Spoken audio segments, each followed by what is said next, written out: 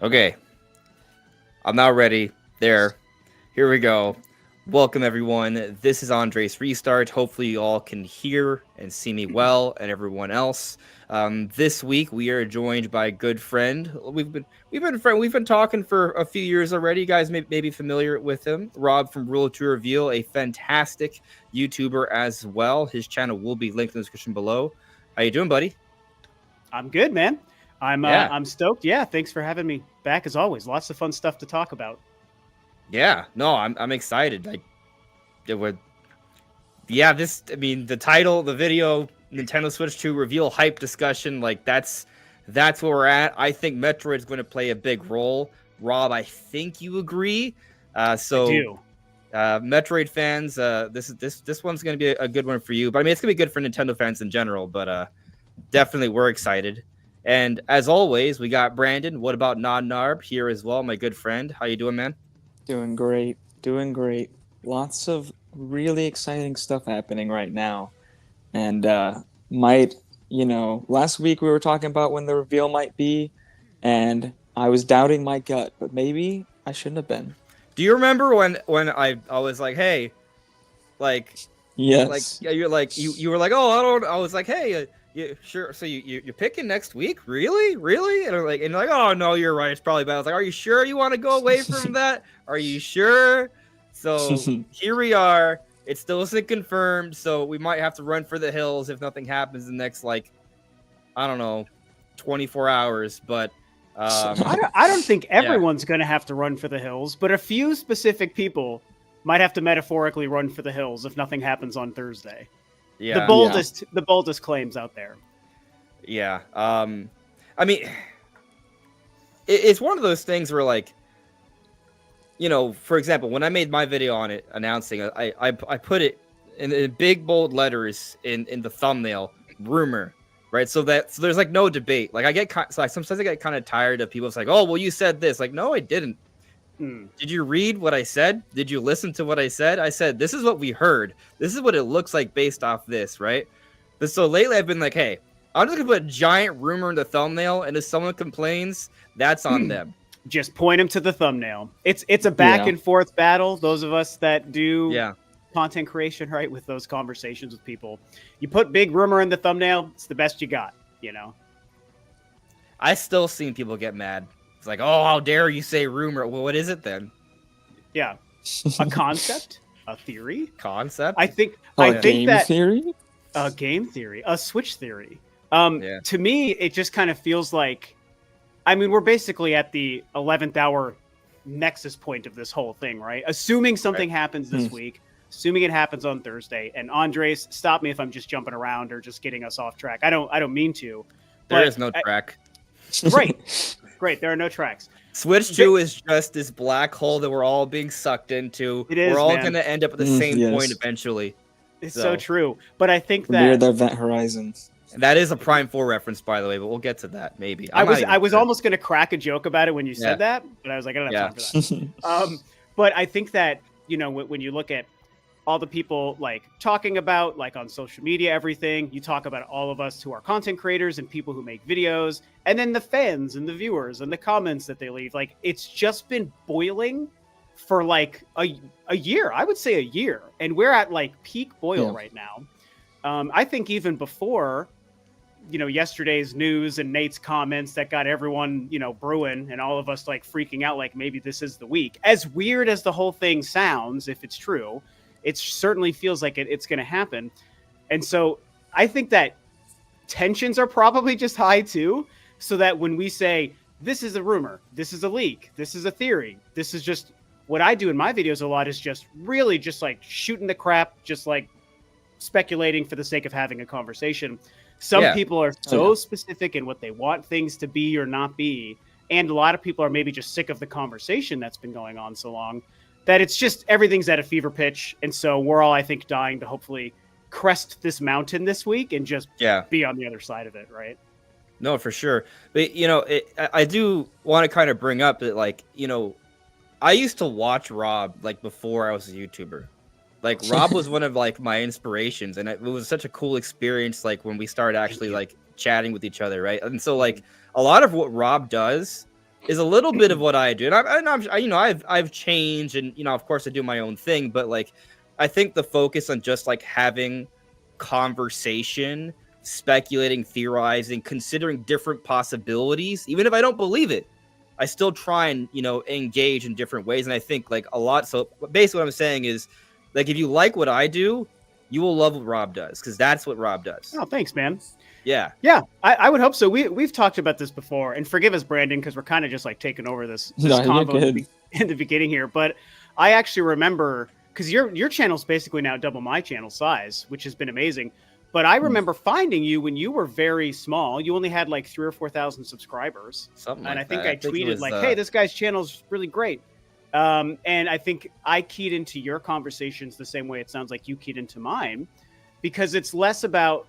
I've always viewed it like there's a few ways you can do like gaming content on YouTube or whatnot. You can like report the news and just state the news. This is the thing. This is what's happening. Here are the details. Or you can just like discuss it, have more of a commentary or discussion. And you can also blur the lines and do both, really.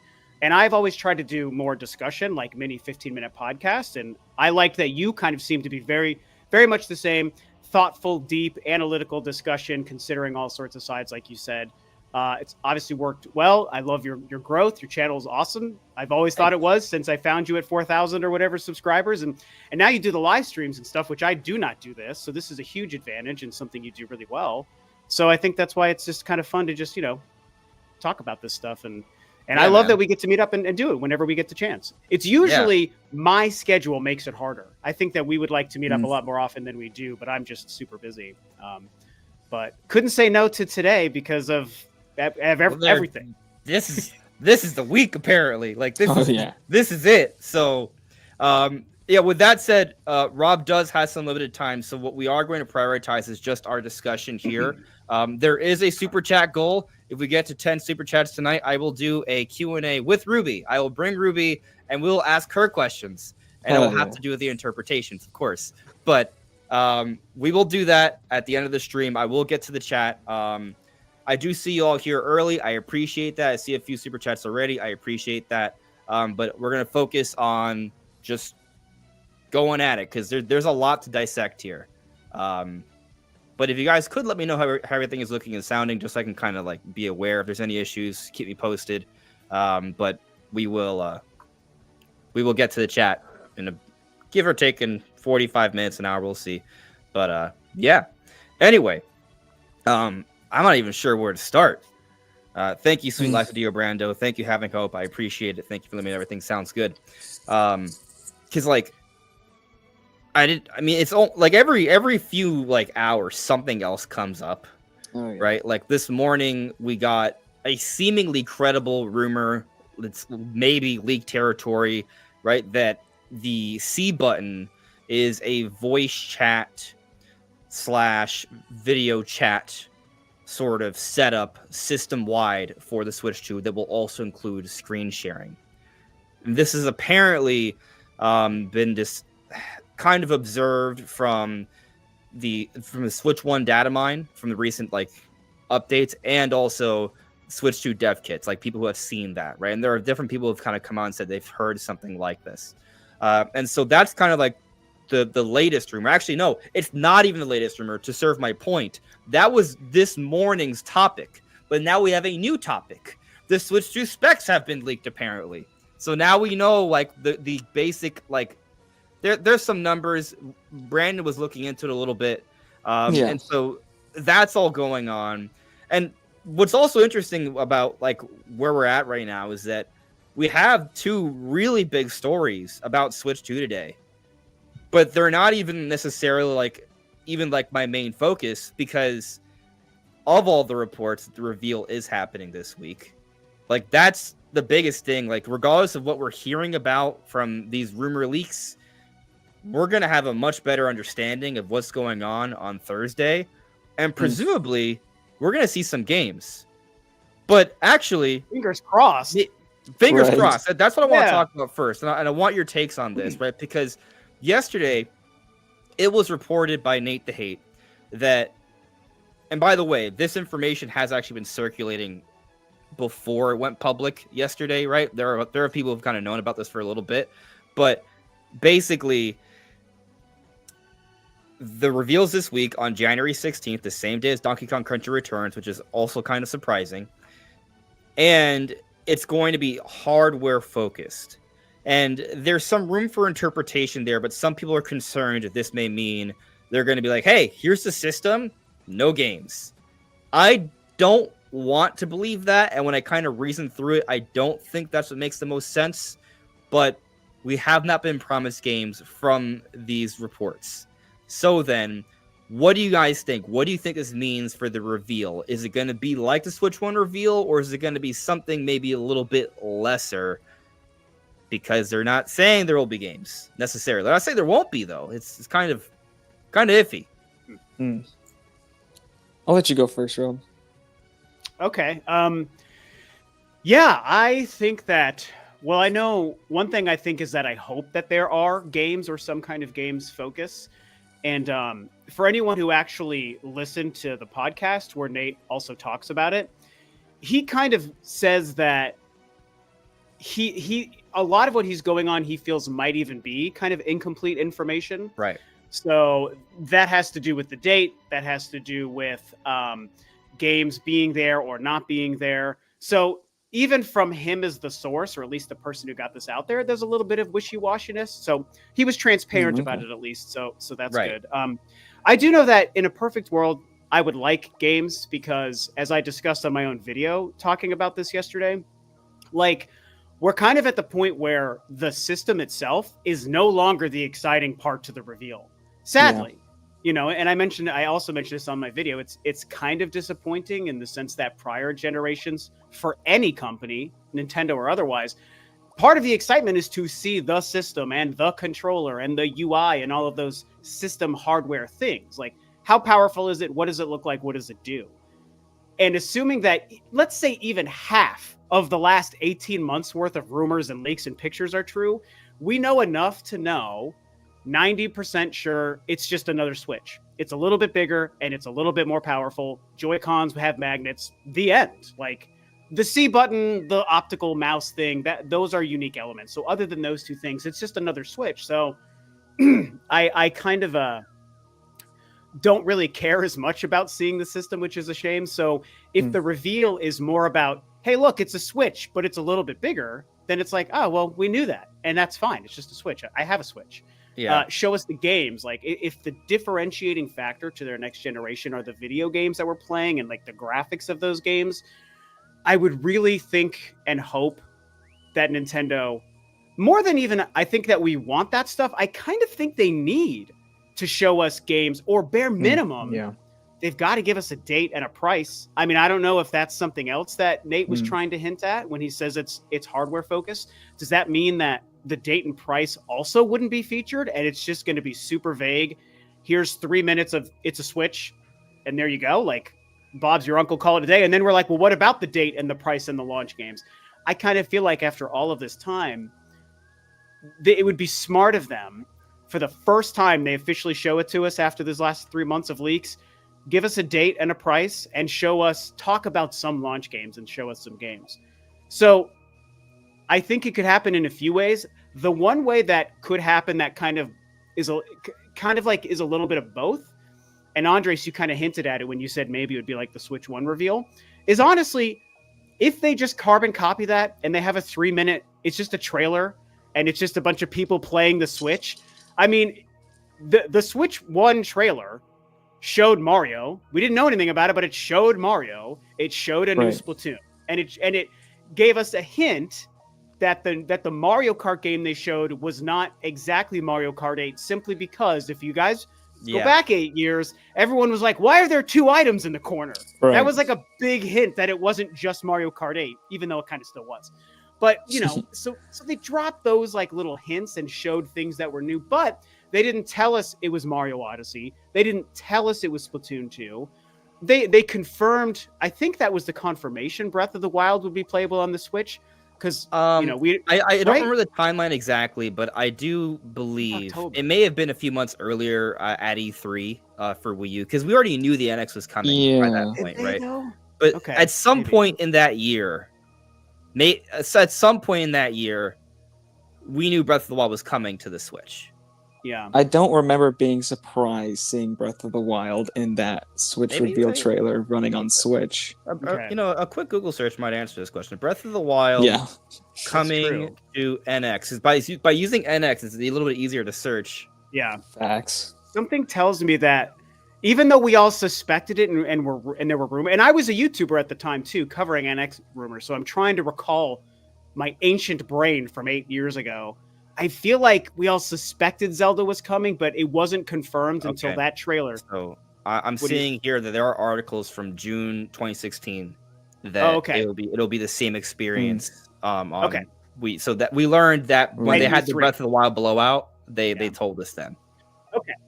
Yeah. All that means, though, that's good to know. And you confirming that means that they didn't give us new Zelda information in the trailer. It was just like the hint. So to wrap up my kind of spiel here, I really hope that they spend a minute or two on the Switch, tell us it's more powerful, show us if there's a C button, show us the UI. It can be very quick. Don't even go into the details. Do that later. And then some hint at games or titles or something they have to show us. And that would include, if they show us Metroid Prime 4 running on the thing, then bang, we would know something pretty huge there. Wouldn't be a new game, but it might let us know, oh, I bet that's going to be a day one title. Like if they choose to show it at the reveal. So we'll just have to see if it happens on Thursday this week or whatever. Then I hope there's games. I don't really know. So yeah. What do you think, Brandon? I feel there kind of has to be games, right? Like it's Nintendo. Like you buy the console for the games, and I feel like they have to show off like that there's new types of game experiences, or like show games that you wouldn't expect to see on Switch 1 or wouldn't be possible. Like you gotta show that off. I just can't imagine there being no games.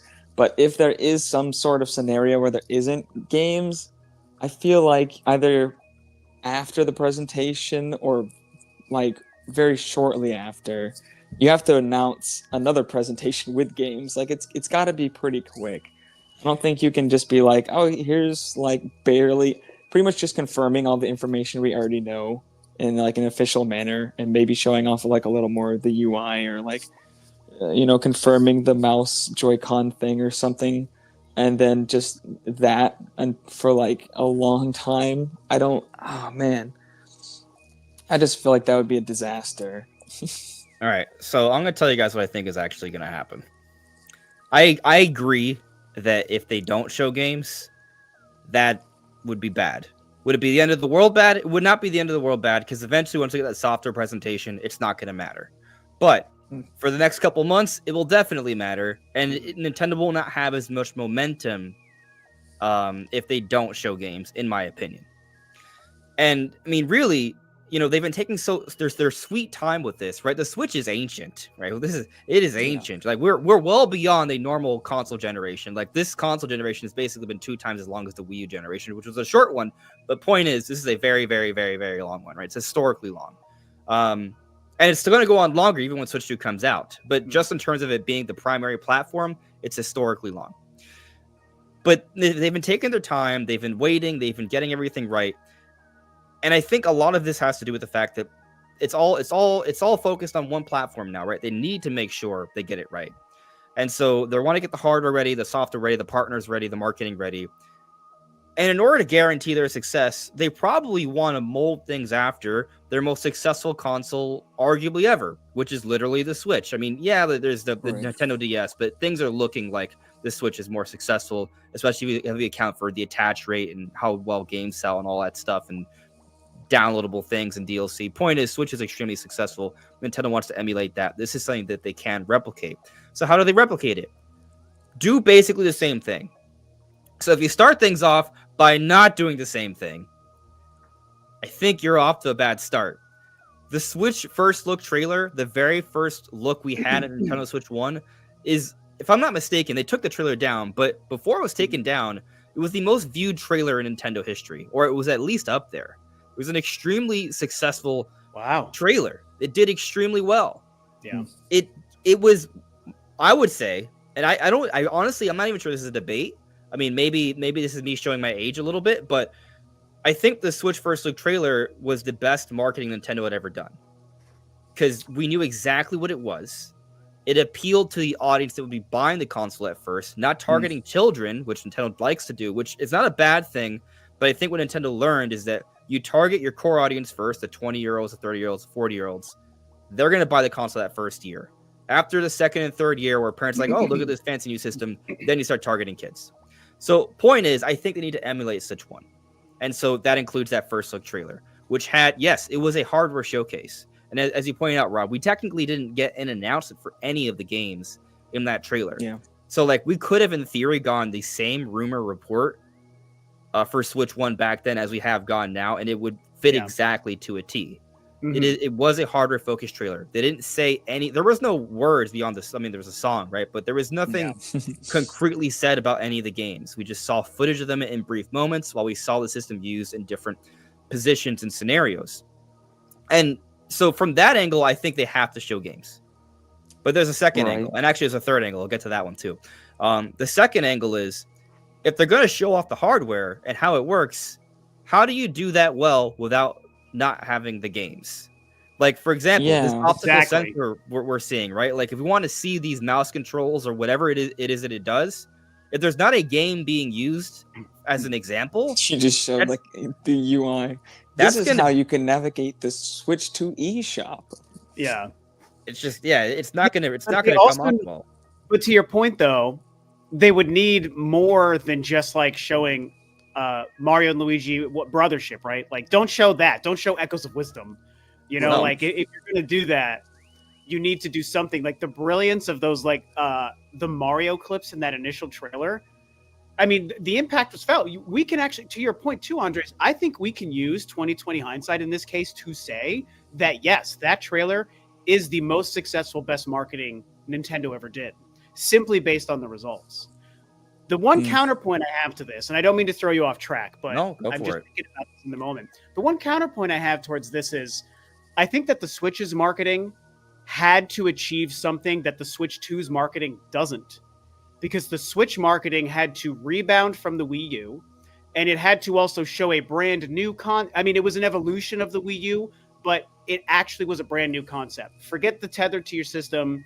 Like you said, no one had to talk. They didn't show any UIs. It was just a song and a bunch of people playing games in context of what the Switch does.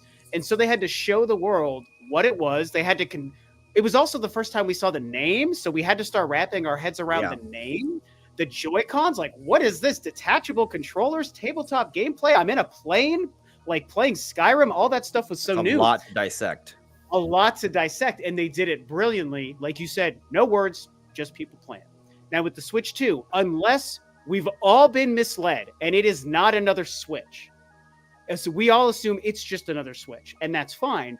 But now you have to show us a lot more. You can't just show us people playing the Switch 2. Like, we've seen that. So that's like, it's like, I understand and agree in a lot of ways of, like, copy as much of the Switch's model as possible. But I also think the context of going from Wii U to Switch is very different than going from Switch to Switch 2. So I feel that's where I feel like games can be the bigger differentiating factor than just seeing the Switch, is my thought. So, well, which is ultimately supporting my main point, which is that there needs to be games in this trailer. Because I understand what you're like. Yeah, I mean, we agree, right? Like, yes, I mean, they need to replicate the Switch 1 effect, but at the same time, they can't be perfectly exactly the same because, well, this is a different era. This is a different time, different circumstances. They need to show us why we want Switch 2. And so you brought up, like, oh, if they showed, like, Echoes of Wisdom or, like, Brothership or something, that's not... those are Switch 1 games that aren't even the most ambitious Switch 1 games, I might add, right? Like, they need to show us how this is better. So they need to show us games that are visually impressive, that are technical achievements, that blow away what Switch 1 can do, and they need to show off the features. They need to sell us on the console, right? And so doing that without the games, I mean, that's going to be very hard to do. Now, to counter this, right? I still have another angle, by the way. I'm going to get to that in a moment. This one, you're going to counter my counter. Yeah. It's an Uno reverse. If it's possible that while we're anticipating a reveal trailer, right? Maybe we're not even there yet. maybe this is an even smaller step, and Nintendo's not going to follow what made the Switch one so successful, which I think would be a mistake, right?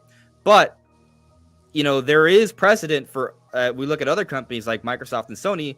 Their first trailers are just like these visual random stuff, and then they just give us the console name and a release timing. Great point. Yeah. So it could be that, but that's not even really a hardware focus, I would say. That's just a name announcement. Yeah, and doesn't that also again, it carries so much less impact because it's just gonna be a Switch. Like at least with the PS5, it's a weird looking console. So like there's like a visual pop that they get. I mean, the Xbox Series X, like what? It's a refrigerator? Who saw that coming? So that it becomes its own talking point in marketing is what it looks like, right? So, I'm sorry, Brandon. I think you were going to pop in, but I just wanted to point that out. Yeah. No, I think we agree, right? Like they need to sell us with the games. That's what sold the Switch. They need to sell us with the games. So, I mean, we all seem to agree that basically we need to see games. If we don't see games, I'm not saying they have to announce the games, but we need to see evidence of it. Let us talk about it. And I brought this up in my video yesterday. I saw people say, well, not everyone needs to speculate about this. I disagree. Maybe if I use the word speculate, it makes you think, oh, just like YouTube videos. It's not just about YouTube videos. This is about, like, when they show this console, word of mouth, people talking about it. Like, it's not just me or Rob or any other, like, YouTuber talking about this. Right? This is about, it's kids at the lunch table in middle school, right? Like, oh, did you see this in the game on it? Like, the games will fuel the conversation. The games will make this like the beginning of something exciting.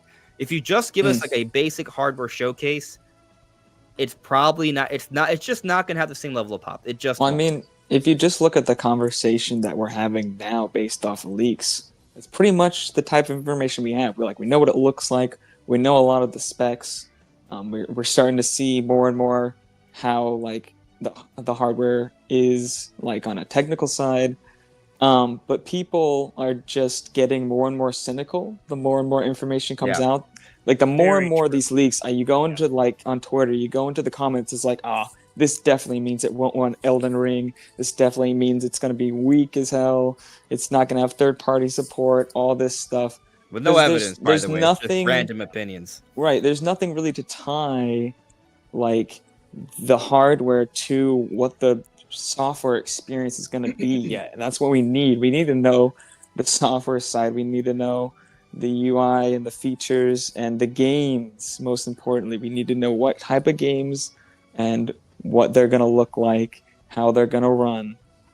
We need to see glimpses of those things. If we see a glimpse of Elden Ring, for example, that's a big one. I always see people say, it's not going to run Elden Ring now. What if we see Elden Ring in that first look trailer? That could be something really big, something similar to like seeing Skyrim in the Switch trailer. So I mean, you gotta show the games, because what we have right now, people are just they don't have something to tie that to, and we need the software there. See what these numbers really mean. I think that. Oh, go ahead, Andre. Sorry. Well, no, finish your point. I was going to say that I think that what's interesting is a lot of this is kind of predicated on our collective belief, and I believe this too, so I'm including myself in this. But like, it's like our collective belief that they're going to so strictly copy the Switch model, which we kind of talked about. Like, oh, they're going to give us a hardware-focused 3-minute trailer, and then 2 months later, they're going to do a big blowout presentation. And then 2 months after that, the system will come out or whatever, which is basically what the Switch 1 did. But what if they don't? What if the first time they reveal it is a lot more than that? What if it's a 20-minute presentation? What if there's no stage show planned in Japan like they did last time? Like there's no hard and fast rule that Nintendo has to do the same thing again. Even though, again, I mean, I definitely lean towards thinking like my brain is filling in the gaps, that it's like step by step, basically just like the Switch. But we don't know that. So they could plan to give us a 20-minute thing where 5 minutes is focused on the Switch, and then they show a couple of trailers and they give us titles. And then hopefully they would end the thing. And maybe we see Koizumi pop in and basically treat it like a direct. Like, it's not impossible. It's a 20-minute Switch to Nintendo Direct. And that format, it's really not, right? That gives them time to show them the mouse feature, if that's real, the C button, if that's real, which probably is. And then they can give us even 3 game trailers, if you think about it, is pretty big. Here's a Mario Kart game. Here's Metroid Prime 4. Here's another game, whatever it might be. Maybe they confirm Pokemon, because that's coming out this year, right? Maybe they confirm that coming to Switch 2 as well.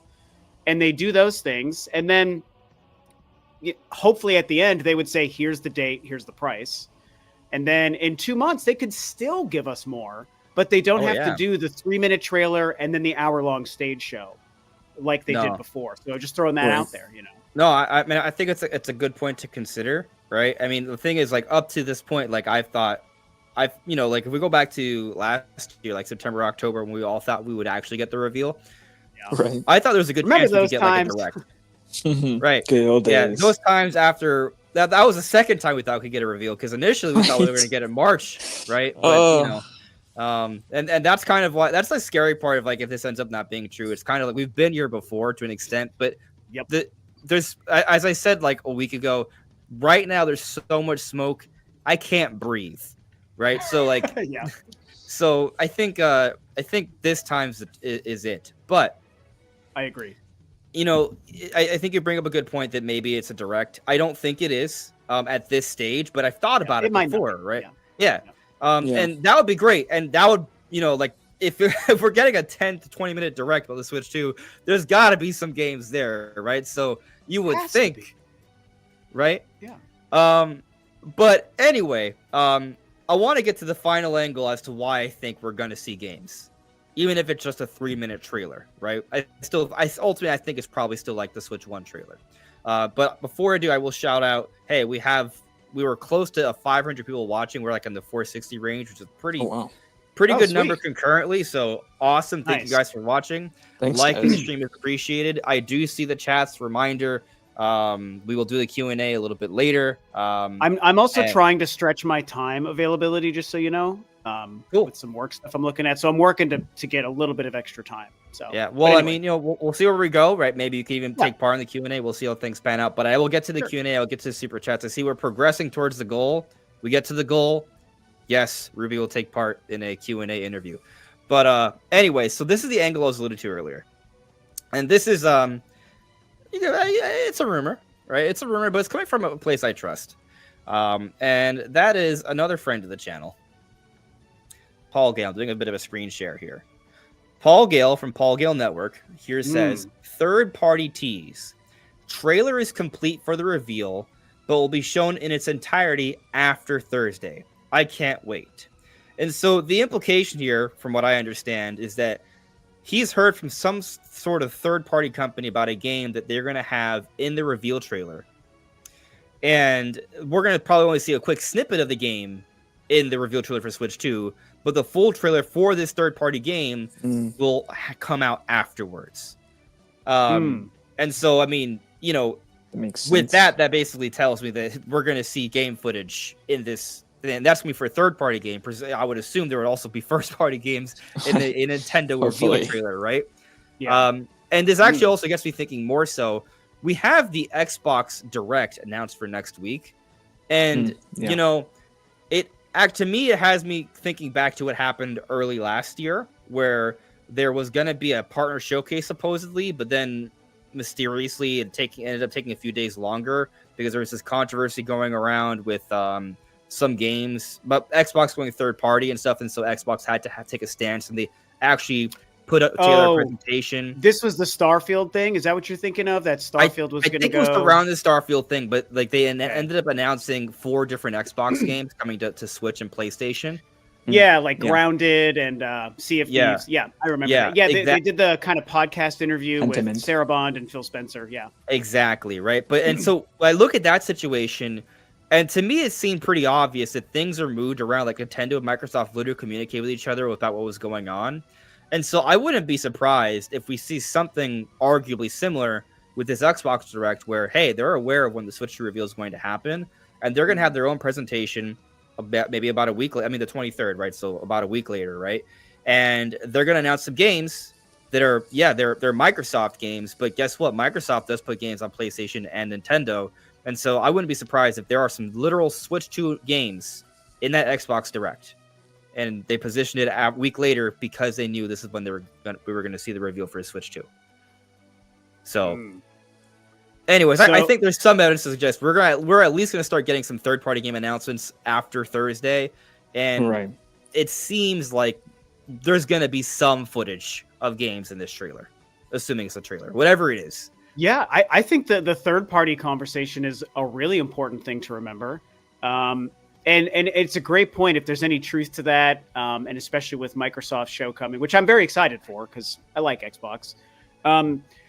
There's a great chance that any company, Microsoft or otherwise, we can talk about Rockstar for all we know, might have a game or some games that they're waiting for the Switch 2 to be revealed so that their next trailer, even if it's a game we already know about, that they can put a Switch 2 logo at the end of it, you know? So the big dream for a lot of people, I'm actually not a fan, but the big dream would be Grand Theft Auto 6. Yeah, imagine if that'd be crazy. They give us, let's say they give us a trailer for Grand Theft, like the next trailer for GTA 6, like in a month or a week or whatever. And because the Switch 2 has been revealed, they put that Switch 2 at the end of that, alongside PS5, PC, Xbox. Like, that'll be a huge pop. Everyone will be like, "Whoa, major deal." Another one, it would be another one that I actually even think, I'm going to be honest, if there are games in the trailer for the reveal for the Switch 2, however they do it, if they touch on third parties, which, by the way, NBA was featured in the original Switch trailer. So that's one third-party game that was present there. So it's not impossible. Call of Duty.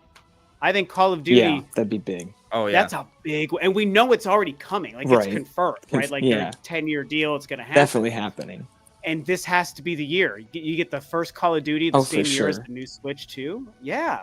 You definitely want it on the same year, as soon as possible. And it lines up with the theory of the Microsoft show, Andre. So I just wanted to point that out. I mean, what's interesting is that there's been so much conversation about different third parties being involved this time that I'm like, so we had 6 games in the Switch 1 reveal trailer, right? 4 games were Nintendo: Breath of the Wild, Mario Kart Deluxe, Splatoon 2, and Super Mario Odyssey, and then NBA 2K, as you brought up, and then also Skyrim. Right. Yes. So that was a 4-2 ratio, right, of first party to third party. I wouldn't be surprised if the ratio this time is a little bit more third party leaning. Just because it just seems like there are so many different third parties that like could be in there, right? Like there's the whispers of Cyberpunk and Elden Ring, and we know Call of Duty has to come because of the contractual agreement, and that could be there. Grand Theft Auto 6 would be such a crazy thing to do. Personally, I'm really hoping we get word of Monster Hunter Wilds coming to the console. I think it's another one, right? Yeah, it would be interesting to do before the game comes out in February, because if we get confirmation of Wilds before it releases, like I can be like, oh, okay, well I'll just wait till June or May when the Switch 2 comes out, presumably, right? And that's when I'll have Wilds. Like I would rather have Wilds on my Switch 2 if it's a good running version, because then it's also portable. But if we don't get that confirmation before a game comes out, I might just not wait and just buy it for my PlayStation. How would you guys feel if the third-party games they would theoretically show are just like older games? Like Skyrim was an old game, for example. Right. I mean, they could maybe do something a little bit more still like relevant, like Final Fantasy has been brought up a lot. Like, what if they just show Final Fantasy 7? Final Fantasy 7 remake. But people would still be excited about that. Maybe Sea of Thieves. I don't mind seeing like PS4 software, because that's like PS4 software actually running really well is something we don't see on Switch. So like PS4 software that's actually like holds up really well, because there's some PS4 stuff that's looks pretty dated. There's a lot of PS4 class software that's like still holds up really, really well. Still looks like a modern game. Oh yeah, so definitely. If they show something off like Final Fantasy 7 remake, still looks really good. So yeah, I don't see that as an issue. That's still something that shows off something that you definitely would not see running natively on the Switch 1. You'd get like a cloud version. Yeah, and it would confirm franchises and like partnerships, right? Like, oh, Square's going to bring Final Fantasy if we go by that example. Yeah, and I think it's also because they're supposed to be going more cross-platform now with that franchise. Yeah, you're right. Yeah. But I think we also have to consider I talk about maybe they would show Call of Duty, which would be great and smart and all, but I think that that's actually tricky the more I think about it, because I think Grand Theft Auto would almost make more sense, because I'm sure most companies wouldn't want the first footage of their game to be the Switch 2 version and the Switch 2 reveal, where the system is still the bigger story than their game, for example. GTA 6, like the game we've seen, so yeah. I mean, depending on when the Switch 2 comes out, they may still bring like Black Ops, just bring that over, because it wouldn't be too far into the year if it comes out in like April or May, and they still might have, because that game will still be going for a while until the release. I'm not even sure if there is. Really, I assume there will be a Call of Duty release, but they don't always do yearly releases now, right? So I don't know if this is a gap year or not. I do. I think that they still do. They may have just taken a break 1 year or something. Maybe. Yeah. So I'm putting up a poll for the chat. Okay. I'm asking everyone in the chat, what third-party game would you most want to see in the reveal? I only got 4 options, so don't get mad at me. It's like, hey, you didn't put the game I wanted. There's only 4 options, right? But the ones I'm putting so far, GTA 6, Call of Duty, Monster Hunter Wilds. What would be a good Final Fantasy? Do we want to stick with one of those? Final Fantasy, definitely. Okay. 7 or 16 or something? Whoops.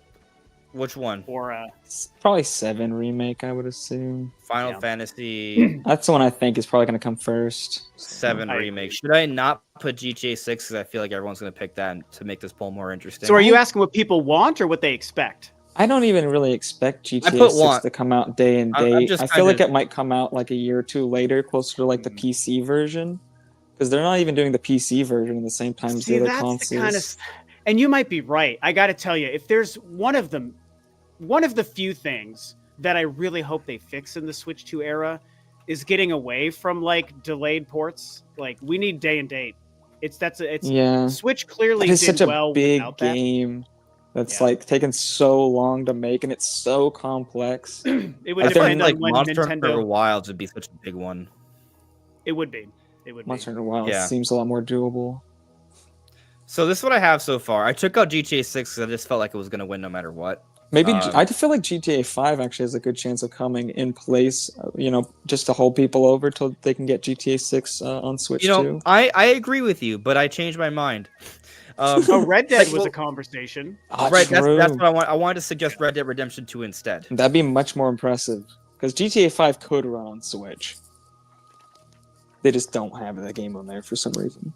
Yeah. So, all right, this is what I got so far, and if you want, so this is what I have: Elden Ring, Red Dead Redemption 2, Monster Hunter Wilds, Final Fantasy 7 remake. And again, you're asking what people want, not what they expect. This is just what the question literally reads: what third-party game would you most want to see in the reveal? Okay, because I was going to say another. I'm just trying to put together a good list. Choose that. Yeah. Okay. Yeah. Yeah.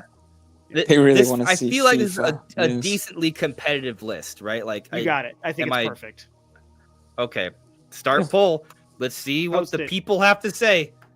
All right, so we'll let that roll for a little bit. Yeah, but let's steer away from this so we can talk about a few other things surrounding the situation. I almost decided to go in the specs direction, but I know once I start that, Brandon's gonna go off.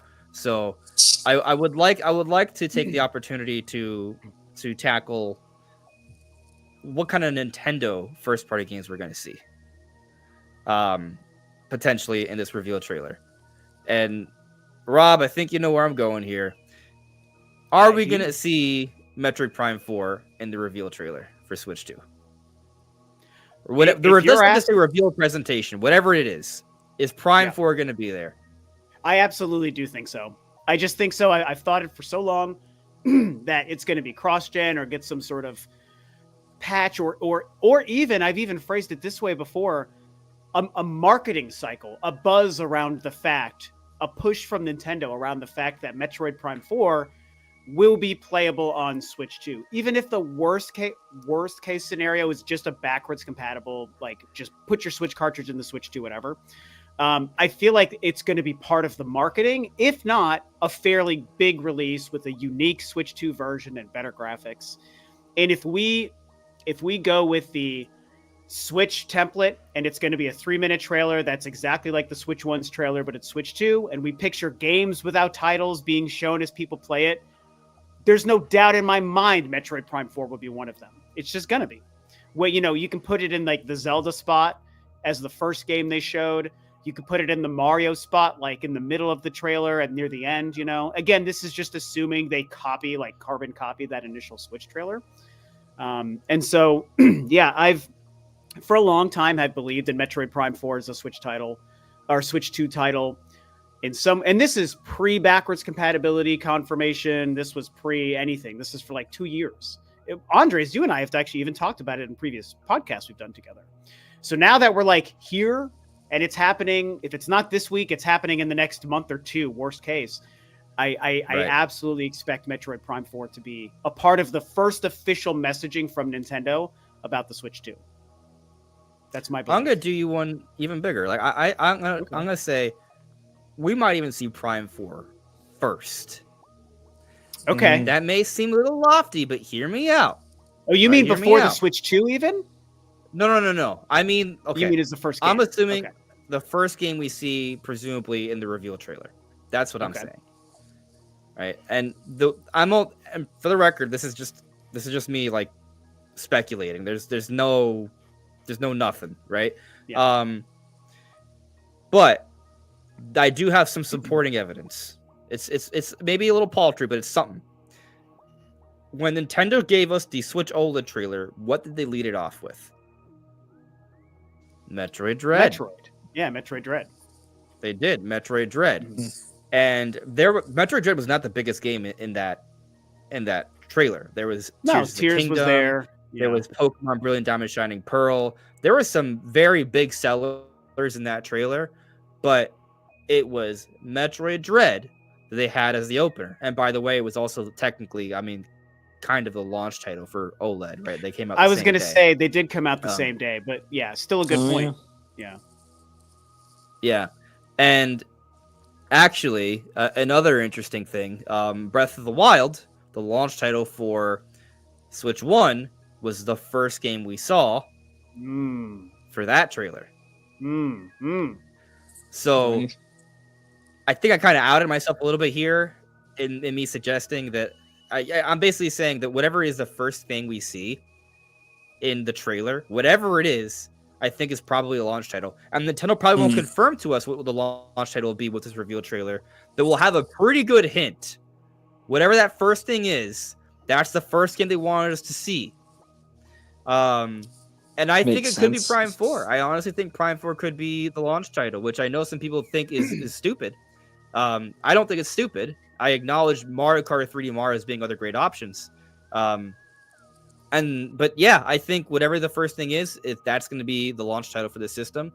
And I have a call it Metroid bias or whatever, but there's a big part of me that thinks it's going to be Prime 4 to open things up. And there will be bigger games in that trailer. As I talked about with the OLED trailer, there are bigger games in that trailer. I think we'll still probably see 3D Mario, maybe Mario Kart in that trailer, some big third parties, but I think Prime 4 might open it up. How crazy am I, guys? I don't think you're crazy at all. Again, trying to not also be biased, but if anything, there's a few things that work in Metroid's favor, but one of them is also just the timing. It's one of the only games we even know about, right? So it's easy to kind of put those two together and say, well, what's a great launch game? Like, yeah, we think 3D Mario or Mario Kart makes sense and are very likely, but they don't technically exist yet. But Prime 4 exists. We've now seen it. They told us 2025. So I think there's a lot of reasons it business-wise makes sense, because I think the game will be a bigger seller than some people say. I think it could be an okay launch title and even a system seller. For the first 2 months when there's not a lot to play, that's a great time to get people to buy Metroid because they'll buy anything. So that's something I've thought for a long time, right? But regardless, simply because that and Pokemon are the only big Nintendo franchises we know about in 2025, along with the Switch 2 itself in 2025. It's not really cheating because I think it makes sense, but it also just adds up. What else are we going to pick? We're guessing on the Mario games, but Metroid isn't a guess. We know it's coming. So that's why I think you're not crazy. And I want it to be true so badly. I want it. Yeah. And for the record, if it ends up being Mario Kart or 3D Mario, it's still a fat W for me. Like any of those three games, it's gonna be heck. Even if it's not those three games, if it's something else like completely out of left field, like I don't know, Donkey Kong, for example, which actually that's another weird angle we could maybe go at. You know, we do keep we keep forgetting about Donkey Kong, kind of, don't we? Especially because Donkey Kong's kind of, you know, assuming this reveal is on the 16th, right? Like, well, Donkey Kong Country Returns comes out on that day, and it seems like such a slap in the face to the game, unless there's a big Donkey Kong reveal in the trailer, which will actually help it. Yep. Very smart. Man. I think that's, you know, it's funny. We even forgot to talk about this whole Donkey Kong Country concept. Like, it's the same day as Donkey Kong. Like, why would they do that? Their first, you know, big game of the year, even though it's an old game. And so that's a great point. Like, I actually think there will be a new Donkey Kong in the first year of the Switch 2. Okay. So why not? I mean, maybe at launch, but also just part of the reveal, you know? And you make a great point, man. What if the idea is to, on Donkey Kong Day, show us the Switch 2 and then also a new Donkey Kong for the next generation? That could be, man, so exciting. And, you know, you talk about Mario Kart. I think I'm one of the few people that feels this way. So I know some people might give me grief about this. I'm dying for Mario Kart 9. Bring it on. If it's launch day, of course, I'm going to be excited. But I personally hope that the premier launch day Nintendo title isn't a multiplayer focused game, you know? I agree. Yeah. So you feel the same, Brandon? Yes. I made this point last week about, because we were also talking about if Metroid Prime 4 could be the release date or the reveal game, because there was a rumor, I believe, that it was. Yeah. It's like, I don't think it's crazy. I think it being Mario Kart, I pose that Mario Kart would be less likely because I don't think a multiplayer game is like, if that's one of the, because you have so few games to play, like the hype and talk about like a new single player adventure, I feel like it's a lot bigger than just a multiplayer game. Agree. Yeah. I mean, I think we're gonna get two. I think we're gonna have a multiplayer game and an adventure game. And that's the dream, right? Yeah. Metroid Prime 4 and Mario Kart 9? Great. Everybody wins. And, you know, there is a business case for a multiplayer game on day one, obviously, which is to help sell online subscriptions and keep people engaged in that. So there is that. That is why it makes sense from that perspective. And it almost does worry me. Or is a multiplayer game. So, okay. I love that idea. And it's very possible. This is the one negative thing I'll say about the idea of Prime 4 as a launch game is I think as a single player game, it's a lot bigger of a selling point, especially like complementing Mario Kart. But I don't think that that's the multiplayer game you would use to base your launch day NSO subscriptions on. You know what I'm saying? Sure. No, yeah. Probably. I actually think it's going to be Switch Sports, by the way. Switch Sports. So a casual game. You think a casual game? I think Metroid Prime 4 Beyond plus Switch Sports Resort plus a myriad of high quality third party games is going to be the day one lineup, and then month 2 or 3 Nintendo's going to have other bangers to like follow it up. Like maybe Mario Kart is soon after, right? Like it's going to be by committee that the Switch 2 will be sold. It's Nintendo's not going to do it on day one. They're going to start it on day one. That's what day one is for, starting. But I had a whole debate about the launch game last week, so I don't want to focus too much on debating it, right? I just kind of wanted to, mention Metroid here because you and I are both big Metroid guys. Oh yeah. So it's how I cut my teeth in this YouTube game, man. It's just talking about Metroid is what I do. And so I'll reiterate, I absolutely think it's going to be there. Is Metroid. Yeah. Okay. Cool. So, I mean, we could continue to kind of speculate about the reveal, right? But there's as I mentioned when we started this stream, there are new stories that have come out about Switch 2. And so one is the C button.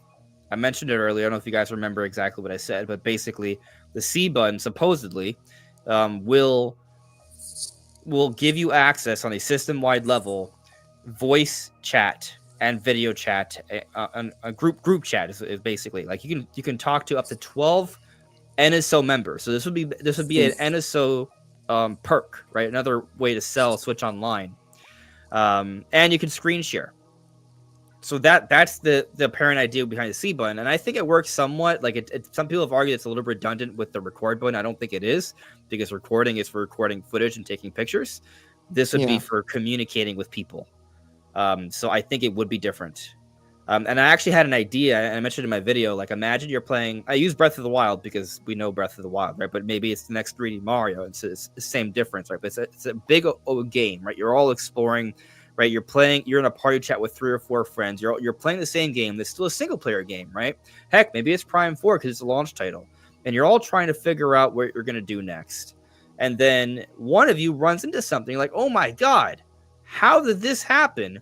And so you screen share with your friends all natively on Switch 2. They see what you're doing. They're like, oh, that's really freaking cool. Let me go and do the same thing. Like, I think it actually would be a cool thing to do on Switch 2. I think it would improve the interactive experience, even if you are doing a single player game. It's something that Sony and Microsoft have kind of done already, but it would be Nintendo kind of catching up. And I think this would bode well for third-party support as well. It would imply maybe like even like the Switch 2 Pro Controller having a headphone jack, so we could have a headset that works. Please, right? Please do that, Nintendo. Yeah. So like, it's not even just the feature; it's the implications of the feature that I think makes it overall kind of a big deal. But what do you guys think? I think if you're gonna have a console that claims it can do like big third-party games, and like you're gonna play Call of Duty on there, and you don't have like a good way of doing voice chat and stuff. I feel like that's gonna kind of fall a little flat in its face. I think Nintendo needs to finally show that, like, hey, we're not dinosaurs anymore. We understand online.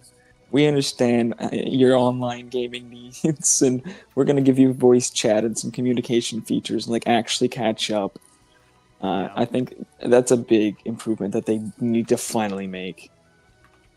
Yeah, I agree, and I actually think the way you describe it, Andres, and we've all probably seen people kind of throwing this around out there, is very much like delivering on the promise of the Miiverse in a lot of ways. The Miiverse was great as it existed. Is like a social media platform for like a hub for the Wii U. And if you guys go back to like the original trailers and reveals, and there was even a video package they put together about the Miiverse and the camera and the chatting and taking screenshots. It was kind of sold to us as a way to go to the hub for the game you want and like find people sharing screenshots and sharing spoilers and asking questions, and people are typing and drawing things. And it worked. Like Miiverse was dope, and I miss it for sure. But it never especially really now. Social media sucks now. Yes, it does. I'd take that social media over everything else right now. Yeah. And especially if you know what they would do too, is they would make it its own phone app. I would really hope that they would improve that. We're on the same page. Yep, it would be so smart. I already think that there's probably going to be a lot of phone connectivity things that they do with this probably. But to that point, I think that it's an interesting concept, Andres. And if they did something that was like the Miiverse and it took advantage of that, I think that'd be very, very cool for a lot. I don't know that I would use it all that often. Maybe I'm wrong. And you mentioned how Sony and Microsoft, they kind of have versions of that, which is true. But honestly, and I use my Xbox and PlayStation more than my Switch for the past like year. So I'm very familiar with them. And I only say that to say that I don't really think it's very like efficient and a smooth experience to do so on those consoles.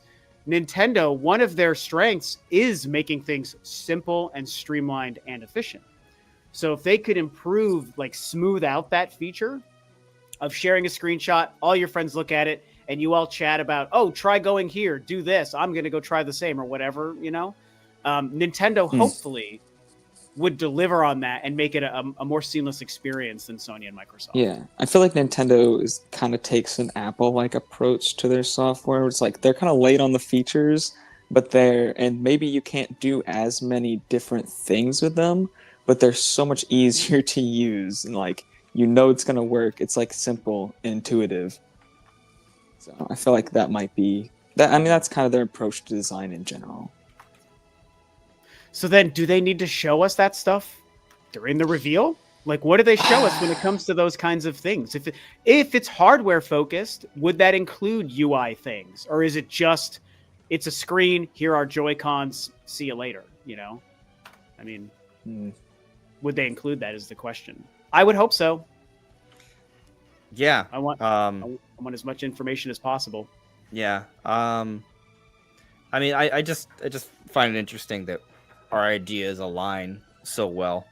You know, you had mentioned that you're not sure how much you would use like a Miiverse-like equivalent if we had it.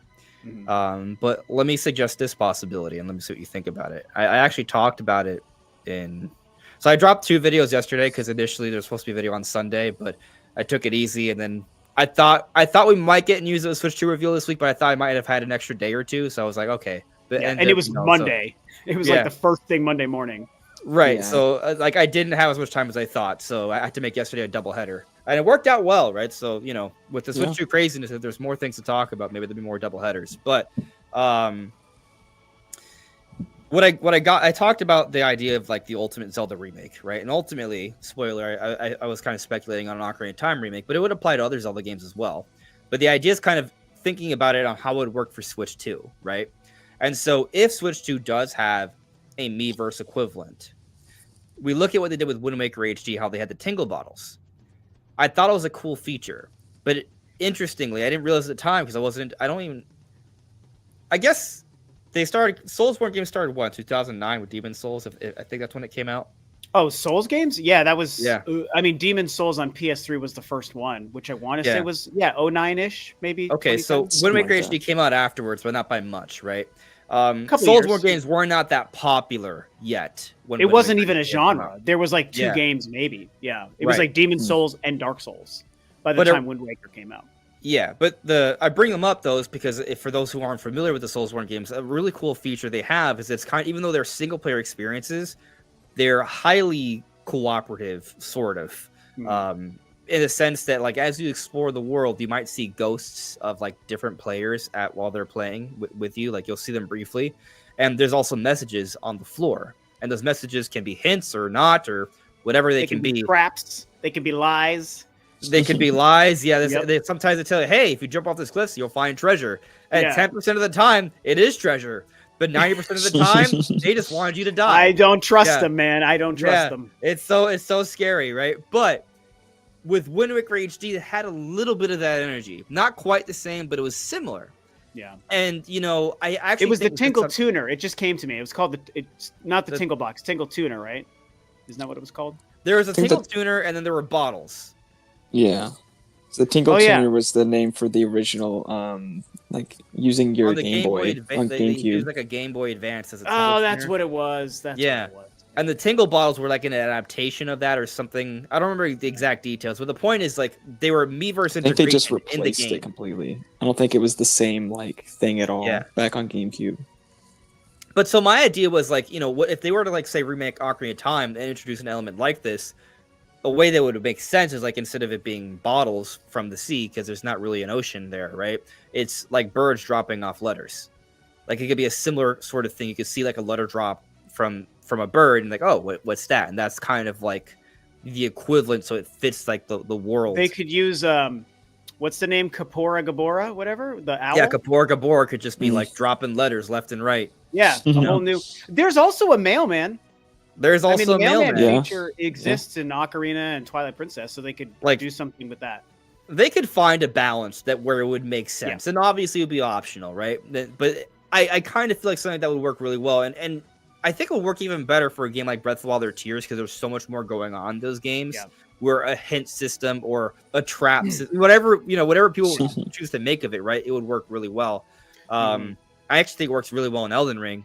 Especially because Elden Ring has like random like walls that like, oh, is this a trap? Is this a secret? Like, it's something that would work well for Zelda. So I would love to see something like that. Now, I'm kind of combining different ideas here, right? Because there can be Miiverse, but there doesn't necessarily have to be integration into different games, and it doesn't have to be like a Soulsborne game. But I'm just kind of combining Miiverse into Zelda. We've seen it before. Maybe we can see something like that again. It would be neat.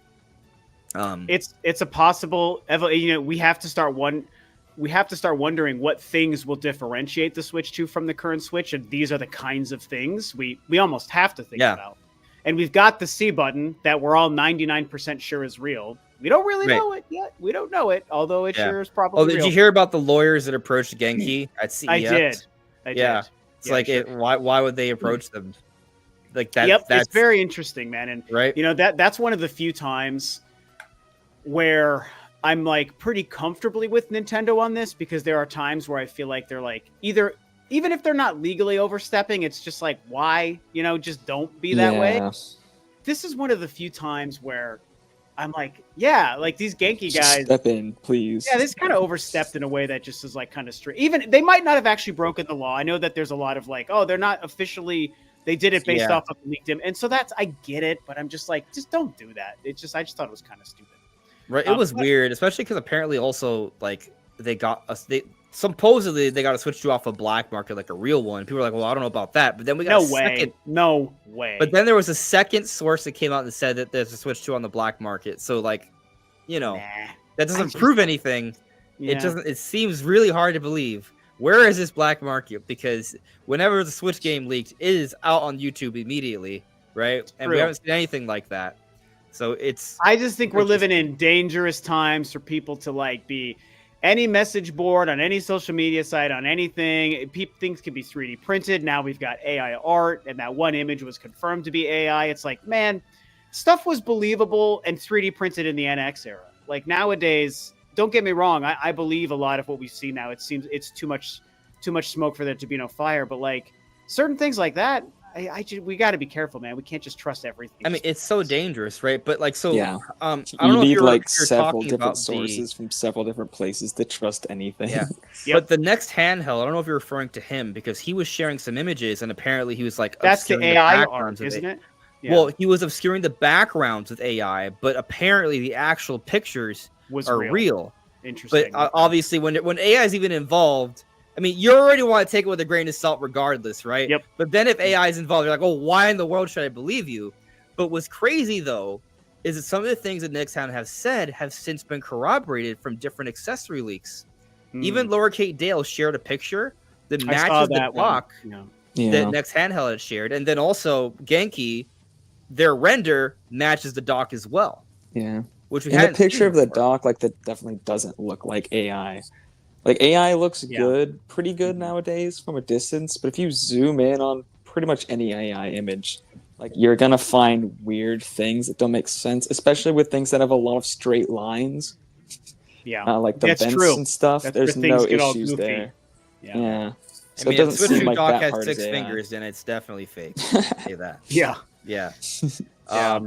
Rob, I don't know how you are on time, but there is another story going around. I don't know how much you want to. Well, I can go for about another 10 or so minutes. I'm really sorry, but it's just kind of I had some things that kind of moved around. Yeah, and you have to remember, like, based on my time, like my time zone, and when you do this, like right here is my whole work. I got 3 monitors, my work computer. I work here, and then when I finish work to do this podcast, I go like this, and so I'm still in this chair. I had something I was trying to do, and I'm like still talking. I go right from work and meetings to right to this. So at some point, I have to kind of move on a little bit, just based on my time zone versus your guys's. Right. It's a long way for me to say I can push another 10 or 15, and I'm pretty good. So, okay. Cool. So go on. So go on with your bad self. So I actually had a similar setup a couple years back with my previous job too, where I had a work computer and then YouTube computer side by side. It's funny how people sometimes, and now I'm distracting us, but like sometimes people don't understand, like if you do YouTube and you have a channel, it's not always just what you see on camera. Like some people think my whole life is in this room is just like this camera and microphone and YouTube videos. And this is like the least amount of time I spend in this room is actually that. I have my retro stuff back here, all my retro consoles, and there's a TV you can't see. But it's my work. This is my work office for my day job. So YouTube I just do this for fun when I got free time to make a video a couple times a week. People don't always get that stuff. So, it is what it is. Yeah. Yeah. I mean, there's so many layers and levels to this, right? Like it's wild, and then like sometimes people get mad at you, oh, how dare you do this for money? It's like, do you realize how much money I made with that? It's a job. YouTube is a job. Look, I've said this to people before too, and I know we're sidetracked, but it's worth talking about as YouTubers. Like, I don't do YouTube for a job. Some people think I do. And it's weird. There are a lot more critical on people who they think you do it for a job. But there's nothing wrong with doing it for a job. I've always said anyone can do it. If you don't like it, you start a YouTube channel and you do it better than the people you don't like. But it's hard to do it. So that's why a lot of people don't. So it's a real because I don't do it doesn't mean there's a problem with it. I support anyone doing YouTube for a job. I think it's great. It's great, but it's also very hard. Very time consuming, right? It's the time is you know, Andres. Yeah. I mean, there's also burnout too, like because when it's a creative thing, like it's you can't just like push through all the time. So there's this is a whole other nuanced conversation. It is. We can have it another time. Yeah, no, it's cool. No, Yeah. I think tangents are good occasionally, but it's fun. I will actually. I started this earlier because it was actually a question towards you, Rob. While I still have you here. Oh, okay. Hamilton had asked. This is my engagement comment. What was the name of Rob's band? So my band that is no longer a band because of COVID, and then two of my members, who are a married couple now, have since moved out of the country. They no longer live in the States. But my last serious band that we were in the middle of recording an EP for is called Sacrifice to Survive. And we are on Spotify. So if you look up Sacrifice to Survive, that's my band, and that's me on drums. Yeah. That's awesome. Sacrifice to Survive. Remember that, guys. Check them out. Yeah. We were really, really good. So, and if you lived in the Pacific Northwest, you might have seen me play live somewhere. So awesome. Yeah. That is awesome. So thanks for the question. But I do have a new project, and so I am working on music that's going to come out this year separate from that band. But that was my old band that no longer exists. Yeah. Yeah. And while I'm looking at the chat, I know I said I'd focus on the chat a little bit later. But I do see that Risky Gumiar is asking, when's the reveal trailer? We don't know yet. But Negra Felipe has apparently scheduled their live stream on Thursday for 7 a.m. Was it Pacific time? Yeah, it's what time zone is the question? Because I don't think that they're in the state. They're not United States. So no. I mean, maybe they are, but probably okay. not. No, not Negra Felipe. I'm sorry, my mistake. Actually, PH Brazil, who is actually known to have more inside information. They're both journalists. But I was going to say, you brought up Negra Felipe, though. And if I remember right, and keep in mind, I don't follow the actual leakers based on personality and stuff as much as like I used to. And like you probably do, Andres. But I'm pretty sure that was the person who had a story about Mercury Steam working on a new 2D Metroid a couple of years ago. I feel like that was Negra Felipe. And so... Well, that's just another thing. I know Nash Weedle had a story on. You know what? It might have been Nash Weedle. I can't keep them straight. I'm not gonna lie. Yeah. They've all gone things right in the past. It's kind of more a question of how consistent are they, and some are more consistent than others. Oh yeah. But so the Samus Hunter is the big lesson for everybody, I think. Well, lately Samus Hunter's actually been very right, which is kind of crazy. Yeah. But there was a period where they were not. So it's that's why I kind of wash my hands of that stuff, for the most part, just for me. I don't, because I'm always trying to see what's going on. But and the thing is, I kind of want to believe Samus Hunter, because Samus Hunter says Metroid Prime 4 is a Switch 2 launch title. So fingers crossed, we can believe her. We'll see. We'll see. But it was Pedro Henrique Lima, PH Brazil, who's been known to report on some different things. He has scheduled his live stream for the reveal of the Nintendo Switch 2 at 7:45 a.m. my time, it looks like. EST? So looks like 33. Well, it says it's 33 hours from now, and it's 9. I guess it's 9:45. Who can do math? Right? When is that? Yeah. So 24 hours from now would be Wednesday night, and that would still leave us with 9 more hours. So, that's really early for me. That's like 4 a.m, I think. I'd wake up for it. Maybe that's just it's probably just a pre-stream, and he'll just live stream until it happens. So I wouldn't, because he might be in a time zone where it's not an awkward time zone for him to stream 3 hours before it happens worldwide.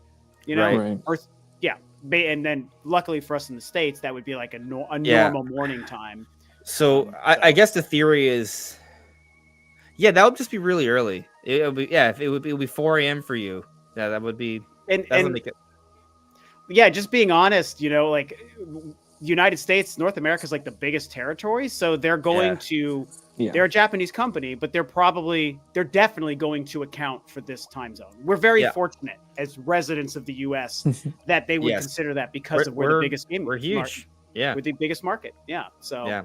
They I can't imagine it being earlier than 7 a.m. Pacific Standard Time. Pacific time, 10 a.m. Eastern Time. I think that would be that. I do remember. I will say I remember the day that the Switch trailer came out. Because, they tweeted NX tomorrow morning, right? They gave very short notice. Very short notice. And this was when I also worked at an office too.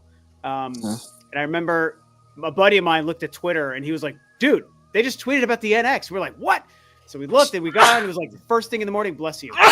And it was like, without going into that story, the point is, for my time, it was like 7 a.m., like you said, Brandon.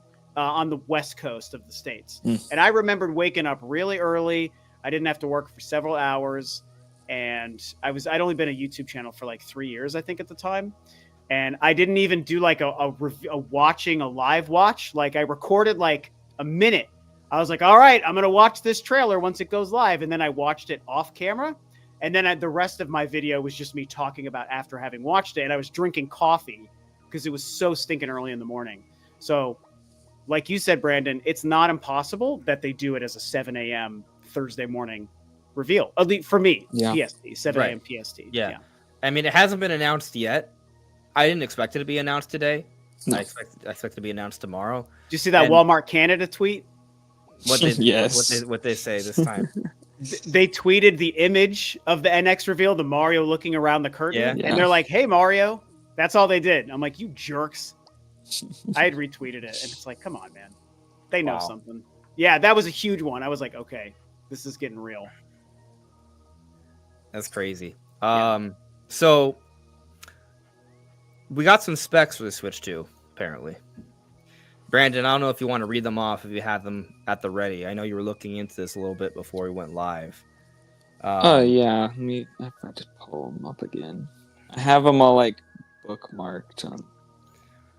I got a little bit here. I don't know if I have the full thing, so if you don't have it ready, I can read off some stuff. I mean, you can go ahead and read it off. All right. I mean, I don't know. Maybe I don't have the full picture, so I'm kind of just want to let you do it. I mean, okay. This is what I have. Switch 2 GPU clock speeds have leaked. The docked GPU is at 1007.3 megahertz, 3.09 teraflops. Handheld GPU 561 megahertz, 1.72 teraflops. In comparison, this is from Central League. Switch 1 reached a maximum of 0.39 teraflops. Xbox Series S reaches 4 teraflops. And this is also noting this is before DLSS advantages. So basically, I've seen some people kind of like ballpark that, like PS4 Pro, right, is like the dream. That's everyone is. Yeah, like, PS4 Pro is 4.2 teraflops. Again, teraflops only tell a small piece to the overall picture. Right. But if Switch 2 in docked mode is close to that, it's like 75% of that, right? Before taking advantage of DLSS and just its modern feature set, I would say like there are going to be games that are going to look better than some PS4 Pro games. Sure. Yeah. So that's cool. Handheld mode, it's a little bit less, but also you don't have to go up to 4K. We're worried about 1080p resolutions, right? That's supposedly what the screen's going to be. So that would kind of probably make a big difference there. And that's what I had. There's probably some more details out there. I think I saw Dave saying some things. There are more. So we also got the CPU clocks for handheld and docked, and then we got the memory controller speeds. Well, read them off if you got them. So CPU and handheld is 1100.8 megahertz, and oddly, when it docked, it's actually less. It's about 100 megahertz less. It's 998 megahertz when docked. Would that be because very weird? The dock is like doing a lot more work than the Switch itself has to. Like it's basically reducing. Keep in mind, I don't know any of this crap. This is not my strong suit, so I am riffing it. But Is that possible, Brandon? Where maybe the idea is that the dock ends up picking up a lot of the slack, and the Switch itself is working less to achieve more? Or is it No, just I mean, as weird? far as we know, and for a myriad of technical reasons, it probably would not do this. I don't think the dock is going to have any hard. I think it would act pretty much exactly like the Switch one, where the dock just because you don't have to rely on battery power, and there's been rumors of a fan which might help with like thermals and stuff. Then you can up the clocks, but the dock itself shouldn't be putting in any kind of extra work. Okay. We've heard the charger has higher wattage though, so Yeah, I that's feel like the one thing I've heard that I understand. yeah. Of all of Yeah, this. I feel like this might be a part of the leak that's not correct. Because if you go back to the Switch One, like the CPU clocks in docked and handheld are the same, they're the exact same, which makes sense because if the logic of the game, like you kind of want to budget that around a single thing because you can scale the graphics very easily, just tone down the resolution, pull in some draw distance, lower your polygon counts or whatever. But as far as like when you're CPU limited, like are you just going to have a worse frame rate in handheld mode? It doesn't make much sense.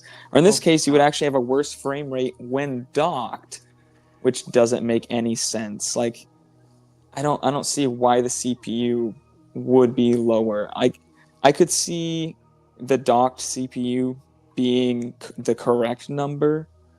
But yeah, I don't know if this part of it makes sense. But that's just what this says. And then the memory controller speeds, which don't really, honestly, like they're listed here, but they don't matter too much, I guess. But it's 2133 megahertz and 3200 megahertz. I guess they're fun to compare to the Switch memory clock speeds, but as far as like the numbers in their own, they don't represent a linear scale, right? Like it's not like a certain amount of megahertz means a certain amount of performance. Like there's other factors that you need to actually get an idea of your memory speed and things like that. But I mean, the numbers by themselves aren't really that interesting, so I guess I should just dive into like comparisons to Switch so we can actually like kind of get a little bit of like some information out of here.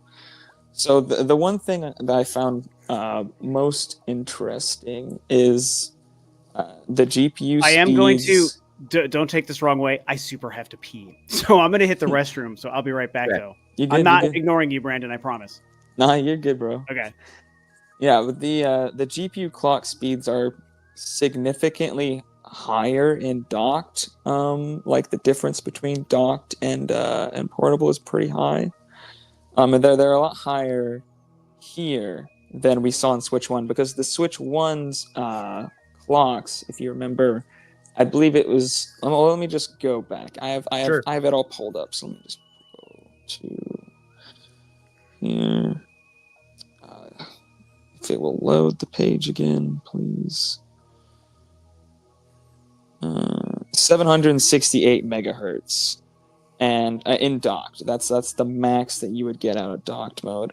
Whereas in handheld mode, you could get up to, and this was actually at launch, it was 384 megahertz, which is around a half. But they actually increased that later on. Up to a max of 460 megahertz.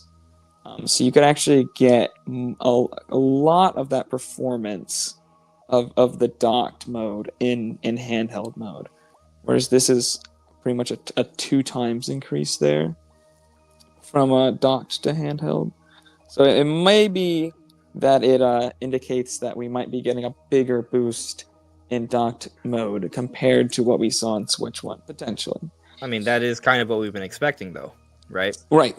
Exactly. So, makes sense. And, I mean, it's hard for me to for a couple of reasons, hard for me to kind of take too much away from this stuff because, one, I feel like there's definitely wiggle room for how accurate all of this stuff is, right?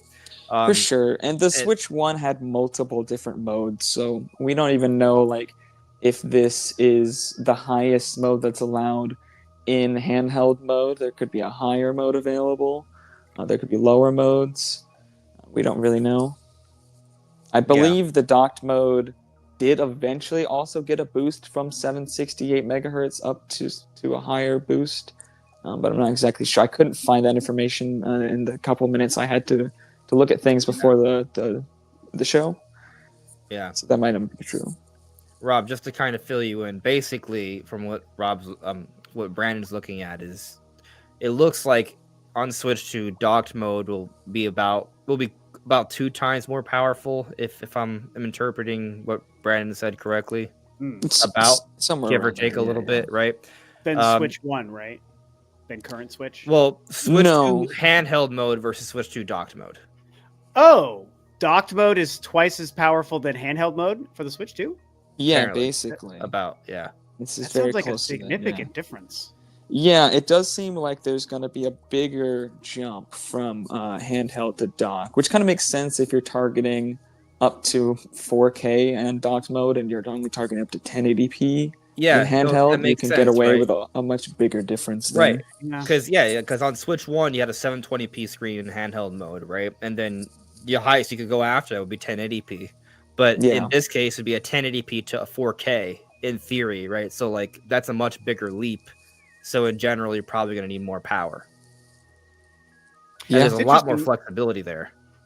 Yeah, it's interesting because this is not my wheelhouse. Like I said, I don't know this stuff at all. I think about things a lot more simply. And so to me, when I hear like twice as powerful, and to be fair, we're in the era of diminishing returns. So I think we're all aware of that. I'm very aware of that. So that's probably why this is that way. But when I think of twice as powerful, I think of something like Majora's Mask compared to Twilight Princess, like that's not just like, oh, like the picture's a bit sharper. It's like a totally different game. Twice as powerful to me, kind of. That's still how I think of things. And I can only assume, Brandon, you can tell me it's probably not that, because there's no way the difference in handheld and docked on the same hardware is going to be that. So it's tough for me to know what to even make of that. I mean, it sounds interesting. Well, if you want me to compare Switch 1 to Switch 2, from the teraflop numbers we know, oh god, it's not quite, but it's a near 10 times increase in GPU power. I don't know what any of this stuff means, man. Here's the best fact. Yeah, it sounds, and that's very exciting. I think that because I'm kind of pushing it here, so unfortunately, as much as I love doing this, I'm going to have to kind of bounce out here. But I think that, to me, the way, again, as a simpleton, thinking about it from this perspective, you guys are way smarter with this stuff than I am, and probably most people watching and listening. And Brandon, for sure. Yeah, I'm not sure about you probably know more than me, Andres, is what I'm saying. I've never been ashamed to be like, look, I know where my strengths lie, and I have a lot of them. This is not my strength. So I think about it this way. People throw out the Switch 2 could be, maybe it's as powerful as a PS4. Maybe it's as powerful as a PS4 Pro. Maybe it's as powerful as an Xbox Series X or S. Sorry, not XS. Those are kind of like these three benchmarks. Sure. I'm of the mind of, without getting into the details and the consonants and numbers and all that stuff, GPU, this and that, if Nintendo creates a console that provides them as much power as the same console that made Ghost of Tsushima or Death Stranding, right? Or The Last of Us Part 2. If they have access to a console that provides to them that power, that makes me extremely excited for whatever they could do in any franchise that they own, whether it's Kirby or Kid Icarus or whether it's Zelda and Metroid. Does that make sense? Definitely. And is that like a fair translation, would you say? Because that's kind of how my brain looks at it. For sure, I think those kind of experiences, like that class of software, should run very well. Like, I wouldn't be surprised if we get PS4 ports that run at much higher resolutions because of DLSS, of course. Maybe internally it could be the same or even lower. But they might even be 60 FPS versions of the 30 FPS versions, like where Final PS4 was 30 remake, FPS. Right? Like we talked about that one. Yeah, that might be a 60 FPS version on Switch 2. It's hard to say because CPU is something that, like, we know the clock speeds, but it's still very hard to say, like, what kind of performance we're going to get out of that. Right. And what that's going to be comparable to. The one thing I wanted to say is just, we don't know what DLSS is going to do. Like, we know what it can do. It's kind of true, isn't it? Yeah. But we don't know how to quantify I don't know if we can, Right. because even if we see it how it works on PC, we don't know how it's No. going to work on Switch 2, which is I mean, we saw the customized patents. for, right? Yeah, we've seen Yeah, like patents for Nintendo. They're working on custom DLSS things Yeah. that don't happen on PC at all. Like they're just not happening on PC.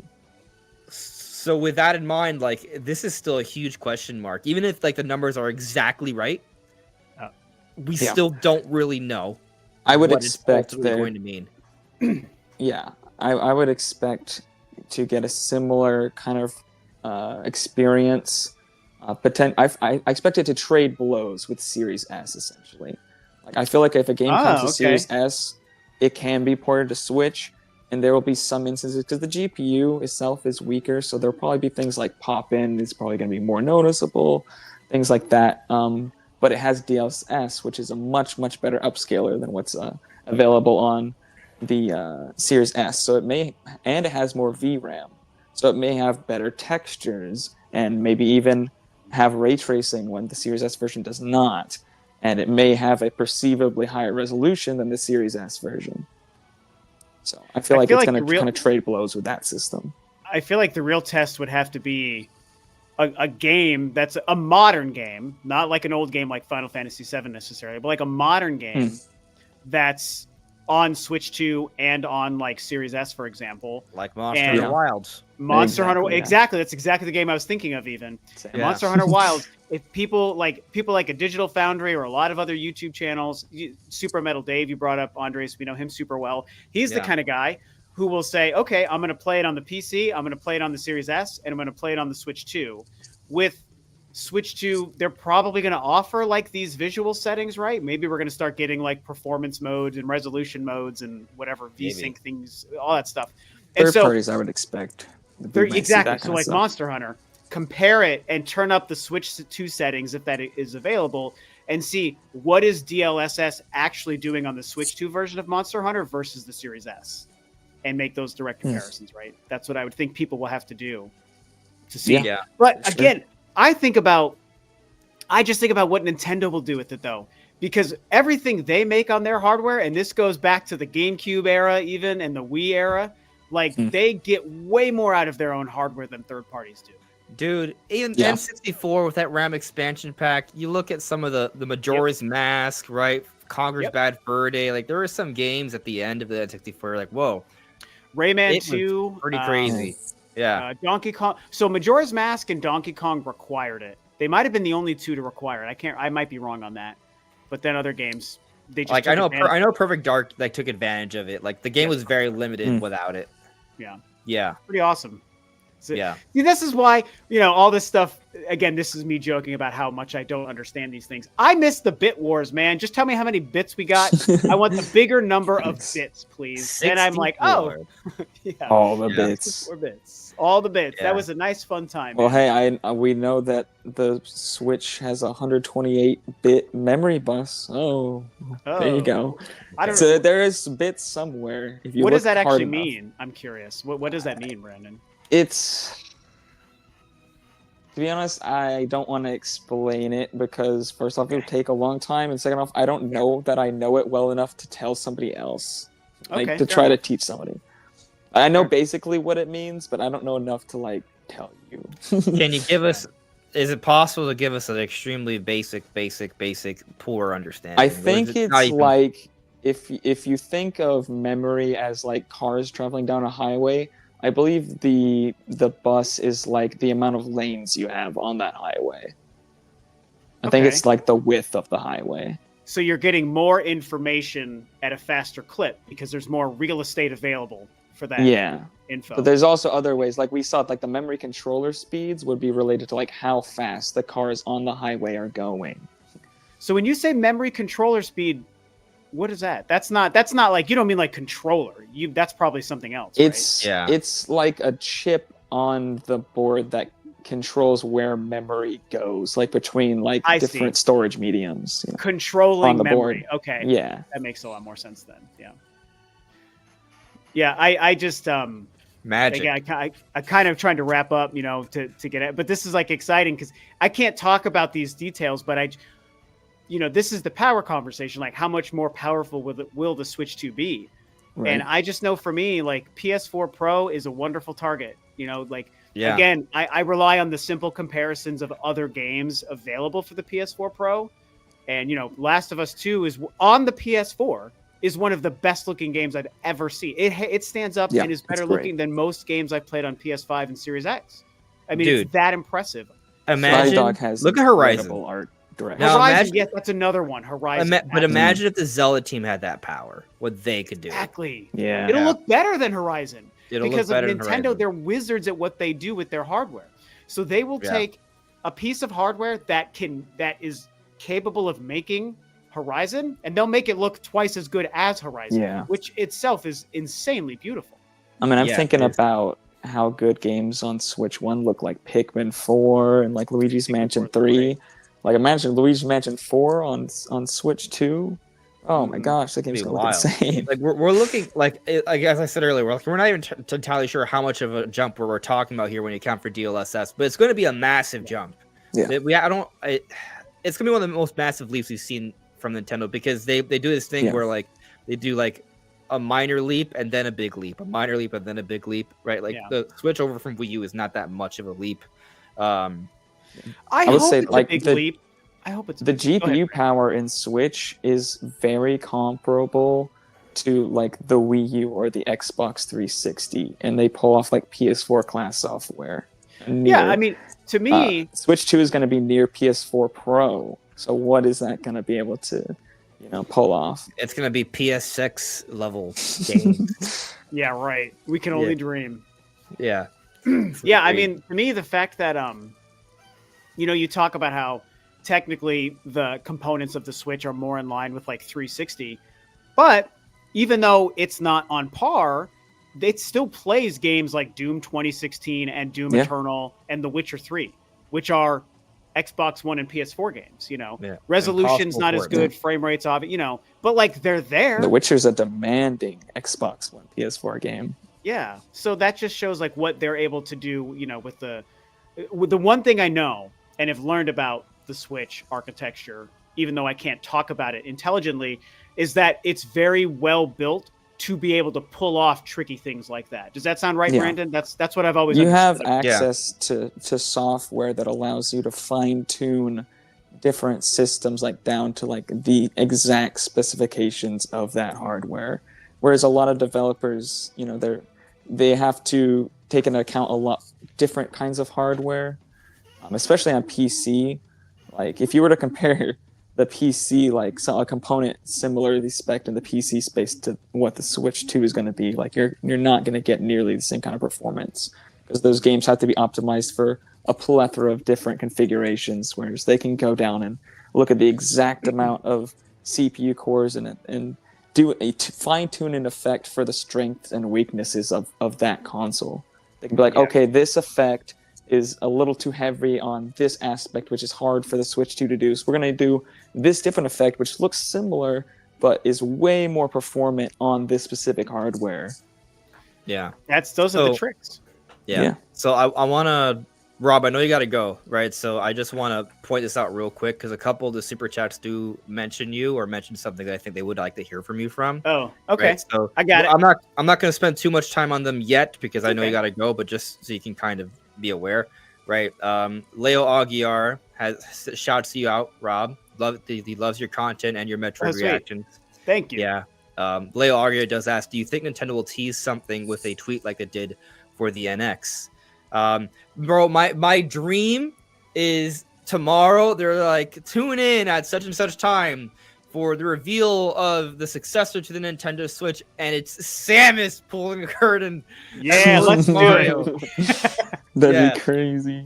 Yeah, maybe they release Donkey Kong, bro. What if it's Donkey Kong, but it's Donkey Kong in a suit? So we'll just be like, "Oh, what does this mean?" Is it, like there might not even be Donkey Kong in the reveal trailer, but they could put Donkey Kong there. We'll be freaking out. Can I say that? And I promise this is not my Metroid bias, but I actually think Samus gets a bigger pop in a situation like that. And I say that like Donkey Kong is going to sell more, It's not about sales. I think it's about context. And we're in this really, as Metroid fans, we're in a very interesting time where Metroid Prime 4 will not sell more than the next Donkey Kong, using Donkey Kong as an example here. But I think that the context of Samus being part of that reveal or announcement, I think for the wider community, feels like a bigger and more exciting deal than seeing Donkey Kong. I don't know if that makes sense, because Donkey Kong is going to be a bigger, better selling game. But I think that the context of Samus... I don't know if it's guaranteed Donkey Kong's a better seller than Metroid. Like, historically it is. Okay. But historically it is. I kind of think it would be, but maybe I'm wrong. Well, I mean, I'm not saying you're wrong. I'm just saying the jury's out. Because if we expect Metroid to reach another level, Metroid's not that far behind more recent Donkey Kong entries, which admittedly are pretty far off, right? Yeah. I'm just saying that, like, you're probably right that Donkey Kong has a little bit more sales potential, but maybe not. That's all I'm saying. Okay. Yeah. Well, would it have more pop than Mario? Just because we've already seen Mario and Mario's such a given? I mean, Mario in a costume is like, all right, well, we're just gonna be excited because it's Switch 2 at that point, right? So to your point, they include Samus, that's the thing. Including Mario in the tweet announcement doesn't send a message. It's just like, oh, Switch 2. But including like Samus is almost like sending a more specific message than just Switch 2.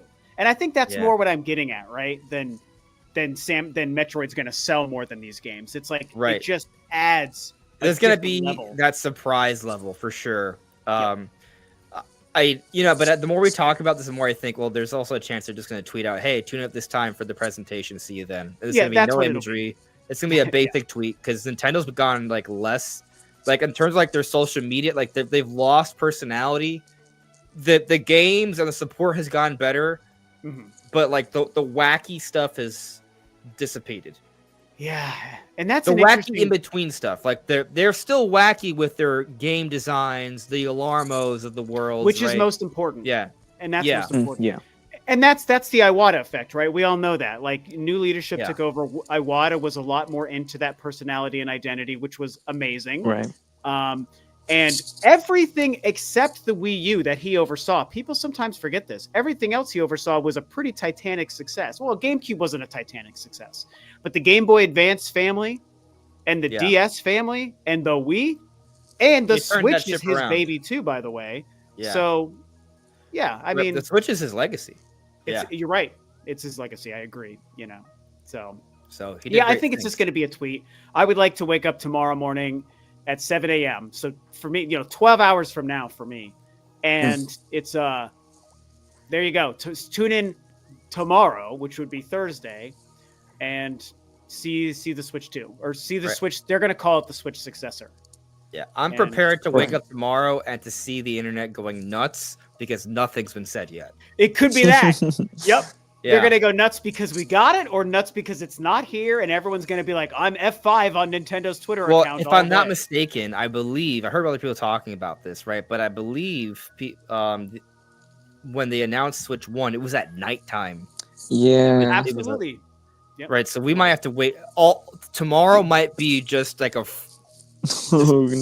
hell until like 8 p.m. or something. Like it's gonna be like the last hour that you would expect any possible tweet from Nintendo, and that's when it's gonna happen. I hope that they don't do that. They're like, hey, maybe we should like not give people heart attacks and let them lose hair. Let's just let it be known. Give them 24 hours notice. This to me is the time for Nintendo's transparency to take a big leap forward. And this goes back to my own personal opinions that I've been sharing since like before the holiday, where it's like, Nintendo, you don't have to do 24 hours notice for the reveal. You don't have to do 24 hours notice before pre-orders are available. You don't have to wait until after the holiday to reveal this thing. You can even tell us before Black Friday that you're going to reveal the Switch 2 in January. Like, you can be that vague and specific. Don't say January 16th. Just say January. Like, you can tell people information weeks or months ahead of time.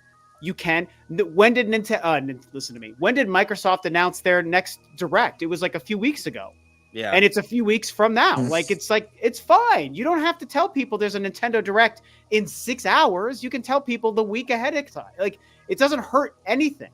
in a weird way, it actually helps to be more transparent because people can plan around watching it and live streaming it and getting everyone excited about it and tweeting about it or whatever. Yeah. And so I really hope that the Switch 2 era represents Nintendo understanding that. Like, there are the obvious things you keep close to the vest, but most things you don't really need to, you know? So does that make sense? That's why I'm like, just tell us. It's a way for me to say, tell us in the morning, not at night tomorrow. Like, it might have been nice if Nintendo told us they weren't going to say anything about Switch 2 until next year.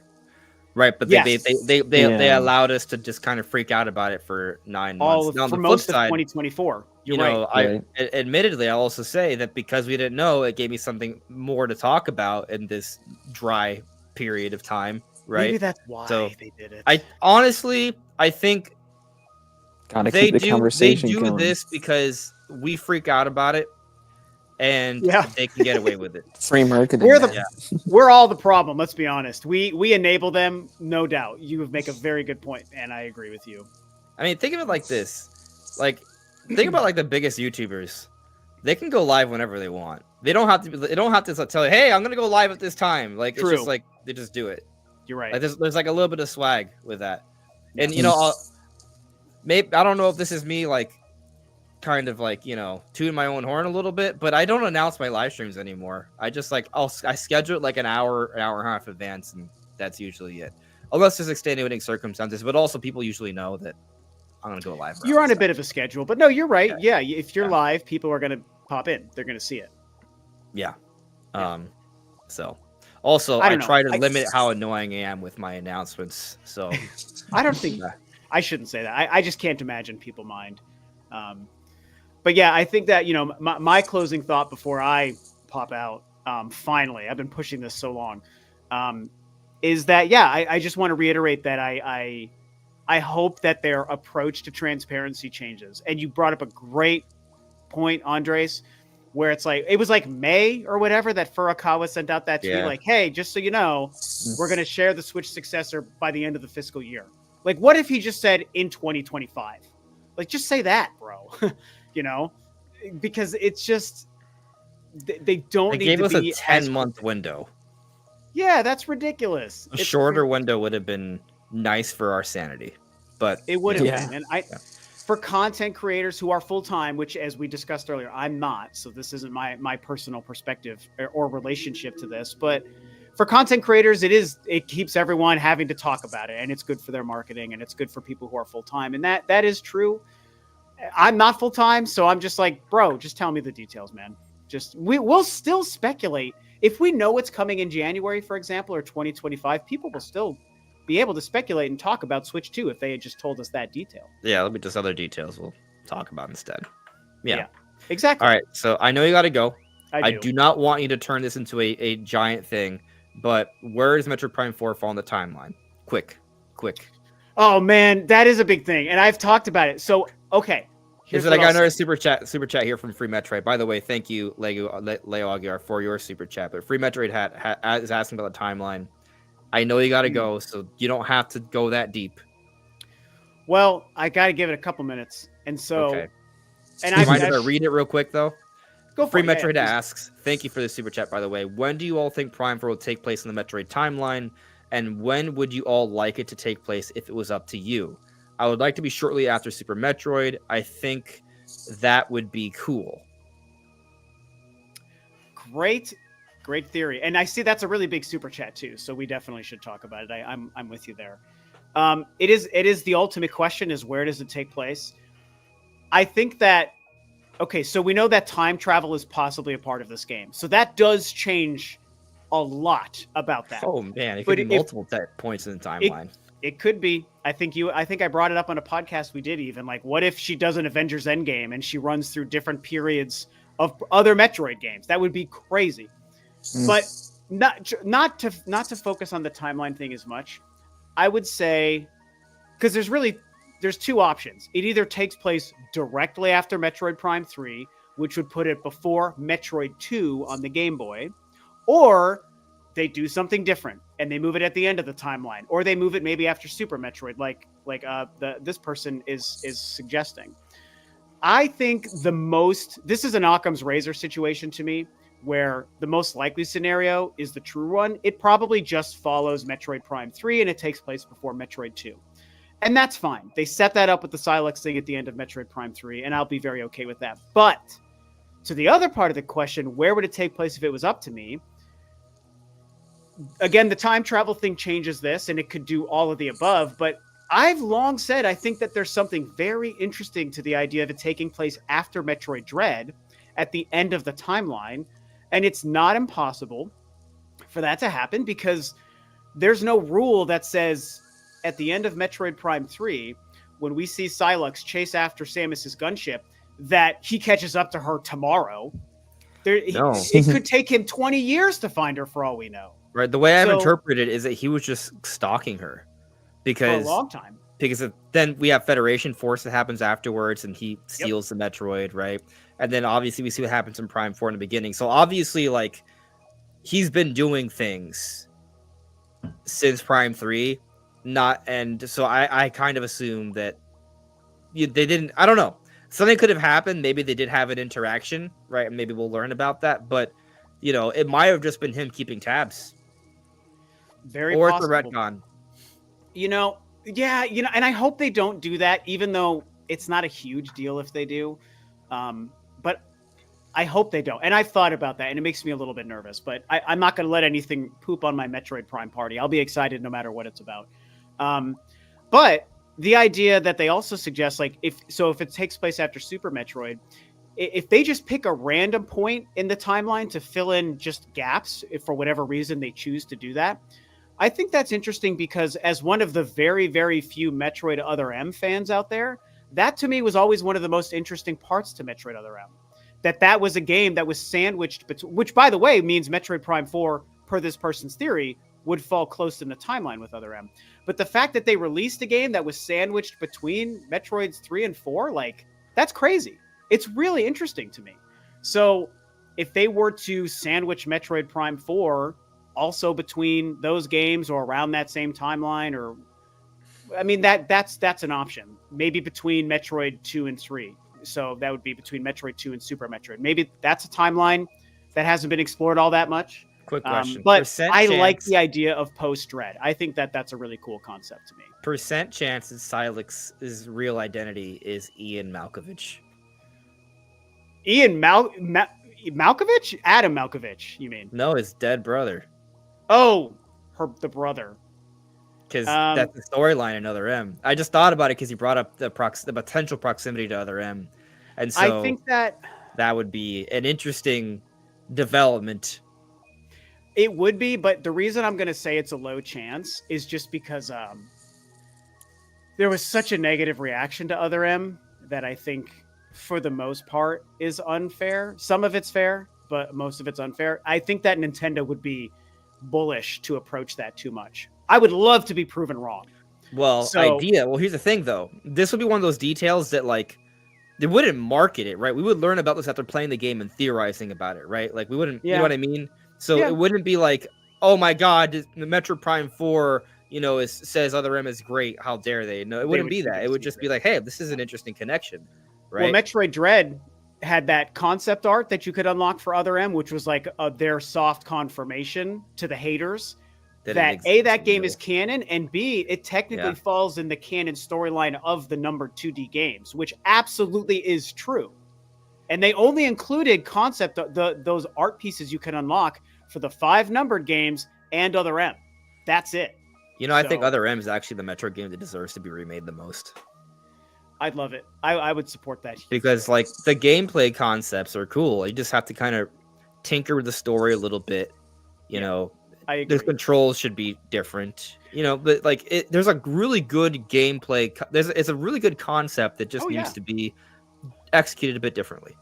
I agree. If I'm being honest, as a big fan of that game, I've always said I know its flaws and I acknowledge its flaws, but I still am a big fan. I don't think it's just like okay. I think it's actually pretty darn good, even though it's low on my ranking.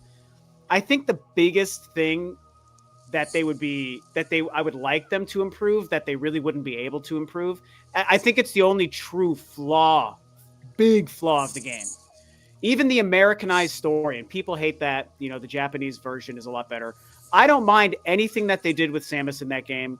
The thing I don't like is Adam approving the use of her upgrades. That is the one thing that sticks in my craw as a fan. I'm like, it does not, I know what they were going for, but it doesn't work contextually. I'm okay with it. Hold on. Okay, I'm you like it? Okay. No. I'm okay with him granting approval. I am not okay with Samus risking death just to wait for approval. That's why that's the thing, though. Yeah, that's one of the practical reasons why it doesn't work. The thing is, I feel like it would be actually an interesting plot development if Samus does something against before approval, and it's they butt heads. That would be an interesting character interaction. Yeah, but you can't redo that part. That would almost have to become a whole new game. And yeah, I'm not sure what you do. I'm not sure what you do about it. You don't do anything probably because Adam dies. Spoiler, so you can't make a sequel. And they could make a sequel to Other M. They never would, but they could. However, you couldn't include Adam because he dies. Spoiler again for a game that people hate and will never replay anyway. Maybe there could be a bug on the ship that kind of they need to do something to limit Samus, obviously, right? So she can get her power ups. Maybe just got to think of a better kind of explanation than they would have to find a way to make that work. Maybe there's a bug on the ship that caused her suit malfunction, and she has to sort of reintegrate it throughout the adventure or something. I don't know. I mean, they would have to just create items you would find somewhere in the map. They would just have to be like, oh, you found the morph ball, you found the power bomb. It just has to be that kind of thing. Or she has amnesia. She doesn't know how to use her suit, and she just remembers little by little. Yeah, but then again, we're rewriting the game so heavily at that point. Yeah. It's not even that I disagree. It's just I think that they would have to literally just do a remaster, like Prime remastered, improved. They could update the controls. That part just stays the same. It's just and they just have to keep that the same, and people just have to deal with it. But back to the original question, and then I truly am going to go. Gotta go. This is why, even though I think Prime 4 will take place after Prime 3 and before Metroid 2, I would love it if they found a way to have this game, or even part of the game through time travel, take place after Dread, because I would love to see more utilization of the Metroid suit that she gets at the end of Dread. And I just want to see them do something more with that, which Metroid 6 will have to do anyway, whenever that game comes out. But they could incorporate some of those elements. The version of Samus that went through that Ravenbeak arc in Metroid Dread, I really cannot wait to learn more about who she is after that. Right. And what their story it's implications. Up for debate. What happened? What was it? Quiet Robe? Yeah. What he did at the end, was it just putting things was it a perfect cure? Was it a, hey, I'm just helping you calm down, you still have all these powers? We don't quite know exactly what happened here. I see it as an enhancement. I think that's what he was going for her, but we don't know what that looks like. And that's also a theory, because you're right, it might be more of a cure thing. I think that it's something we would learn, that it's further enhancing her abilities in a way that he knew, but she didn't know at the time it happened. Maybe. And so the story of Metroid 6, to me, part of that story is understanding what Quiet Robe did and what that did to Samus. That's the story. He's also tell. A zombie at the same time, so it's really weird. Yeah, but you're right. Yeah. But he's a very aware zombie, because he makes a conscious choice. Well, you know what, though? I'm also realizing, here's the thing. It could have also been a way for him to escape the planet if he's evil. He's escaped the planet. We might have looked at it as a good thing, but it could just be a trap. It could be a trap. That's another very good story they could tell. So, or it could be both. Maybe. I don't know. That's the thing that's a whole other thing they can do. That is a whole other thing. Yeah. So, okay, I'm gonna bounce. All right, man. Thanks. You were here for 2 hours. That was a lot. I don't know how this happened. I have stuff to get to immediately, and I'm really upset about it. But it was worth it. We'll do another chat soon. Yeah, we absolutely will. Yeah. Right. But thank you guys. Thank you guys for having me. And have fun chatting. Bye, guys. See you soon, Rob. See you. All right, that was Rob from Rule of Two Review. Guys, make sure to check out his channel. It is linked in the description below, and we'll see him soon. But just kind of to give you my thoughts, Free Metroid had on the whole Metroid timeline situation. I'm honestly not sure, right? I kind of have to like re-jog my memories a little bit on all the like analysis we've done for Prime 4, because there are mock droids, for example, and so that would imply that the game takes place after Super Metroid, right? Or around that time. But the other thing is that if there are black holes, then and portals, like the portals don't necessarily have to transport you to a different space. It could be a different time. And I know some people don't like the idea of time travel, but it can be done. And it's tricky, but it's doable. It's definitely doable, and especially if it's just like you travel, if it's just like going back to one time, and you come back at the end or something, you know, like that. Like for example, like Brandon, I think we talked. I don't know. Did we talk? No, I don't think I talked about it with you. But like I've speculated that like what we saw in the Prime 4 trailer, that's just the beginning area. It's almost like the space frigate in Prime 1, and then after that you go somewhere else. And you can't go back, and maybe that somewhere else is one planet that you go through. You go through a portal, and it's in the past. But it's an entire planet you explore that's in the past, and that helped. And whatever happens there leads to a better future or what have you, right? Like they could do something like that, and so in which case, Prime 4 could in theory take place in 2 different points in the timeline, if not more. So it's a bit tough. So I would say, I mean, I pretty much kind of align with Rob, basically. I mean, obviously it takes place after Prime 3, but I think there's going to be some time travel, and that's where we're going to leave it. I think it's going to happen 3 games after Prime 1. Whoa. Could be. You might be as somebody who's played Prime 1 and Prime 1 Remastered, my extent of the lore is of knowledge of the lore is very little. Actually, I have played like halfway through Super Metroid, and I've seen a full playthrough of that game. Okay. But otherwise, it's just Prime 1. So very good. All right, so now we're gonna continue we're gonna catch up with the super chats. We did hit our goal. We are going to do the Ruby Q&A. That is gonna happen. Yes. And we'll also get to live chat. I'm gonna prioritize the super chats now, but we're gonna now focus on just chatting with you guys. So Nishrik Pops, thank you for the super chat from earlier. This was actually the first super chat of the night. I got to these other ones because they were related to Rob. So Nishrik here says we are finally in the end game. It's been a long time coming. It has been.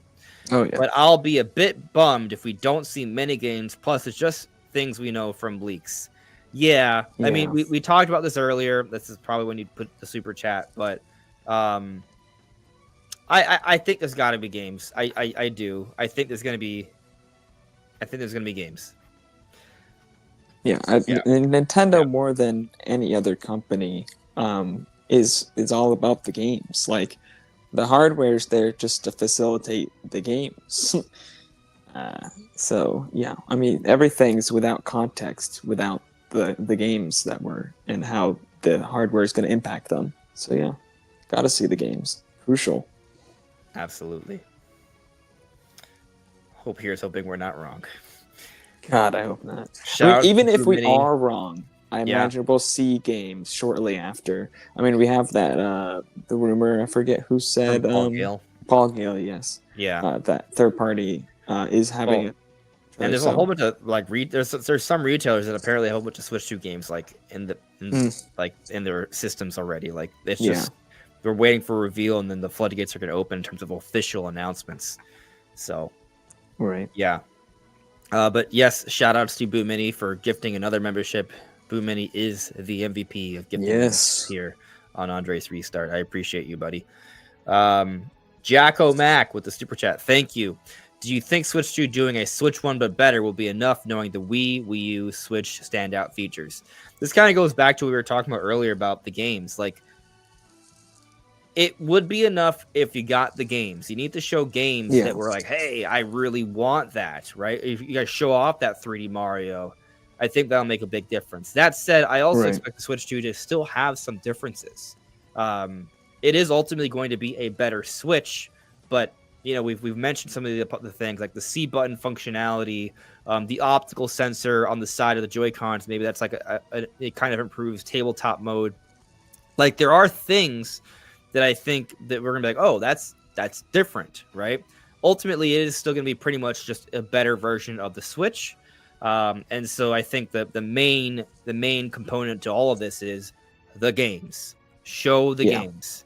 You don't need to make actual announcements if it's just a reveal trailer like Switch 1, but have some quick clips of different games in these scenarios, and that's going to be great for the conversation. People are going to be excited. There's going to be a strong word of mouth for the console, leading to the software direct presentation and then eventually the release. So yeah, they need the games. The Switch concept still holds up. Like it's still perfectly something that provides you a kind of experience that is super beneficial, super additive, and you can get similar experiences elsewhere, but not as elegantly, and you're not getting those Nintendo games. So it's really the games plus just the hybrid concept that they just need to keep doing that. Just show new games and a better hybrid system. So that's all they really need. I agree. Kevin Contento, thank you for the super chat. I want an adventure mode in Mario Kart 9, but it won't happen. You're right. It's going to happen in Mario Kart 10. Please. Right. I don't know. I know there's a big debate if it's Mario Kart 9 or 10, but right. Whatever it is, the next Mario Kart, I agree with you. I want there to be an adventure mode. Will there be one for me? Because there's not that much single-player stuff to do that I found compelling in Mario Kart 8. Like, of course, there's like the time trials and stuff, but I really like an adventure mode is something I've really wanted from Mario Kart because I feel like they've got all the multiplayer stuff down, but like when you want to do single player, there's not that much. Yeah, I mean, I enjoy Grand Prix mode and getting the stars, but I would like an adventure mode. I've seen people talk about how Diddy Kong Racing is really cool because it has like that fleshed out adventure mode. Right. Yeah, I mean, I think they could. There's something there, like I look at some like the renders, the art for Mario Kart 8, how you see like the Toads with like, with the helmets, and they're there to like tune up your cars and stuff. Like I want to see a little bit more of an exploration of the Mario Kart world, that would it'd be nice to have like a story mode where you kind of like have to tune up your cart, give some light RPG elements in there. I think that would be really fun. Yeah, the RPG element, that's an interesting idea. Yeah, because you got the carts and stuff, and you unlock new pieces, but the way that the balance is in the multiplayer game, it's not like when you get a new piece, like your car feels like way different. It'd be nice if in the single player there's like a little more like feeling of like your cart getting better and better over time. Yeah, I mean, one thing I really like about Smash and Mario Kart is as you progress, you unlock things. Right. I know some people don't. They want everything made available immediately, right? No. So like for Smash, they made it very easy to time to get everything. I kind of understand that. But like, what if like playing as an adult, it is much more convenient, but at the same time, it was super cool as a kid getting on like the different challengers to show up when you did certain things in the old Smash games. It's a cool moment for me. I love that. I love seeing like, oh, who's this? Who do I unlock? Like that was such a cool thing. For Mario Kart though, like I'm thinking because like in Mario Kart 8 you had the coins, and then the coins, like as you play, like just you get coins just playing the game, right? Like whatever mode you get, there are coins in the Grand Prix, and so those coins, your total of coins, every threshold you hit, you unlock some random thing. I'm not against that returning. But like let's hypothetically let's assume that coins do return. Maybe coins only unlock vehicle parts, and then the adventure mode unlocks characters, or vice versa.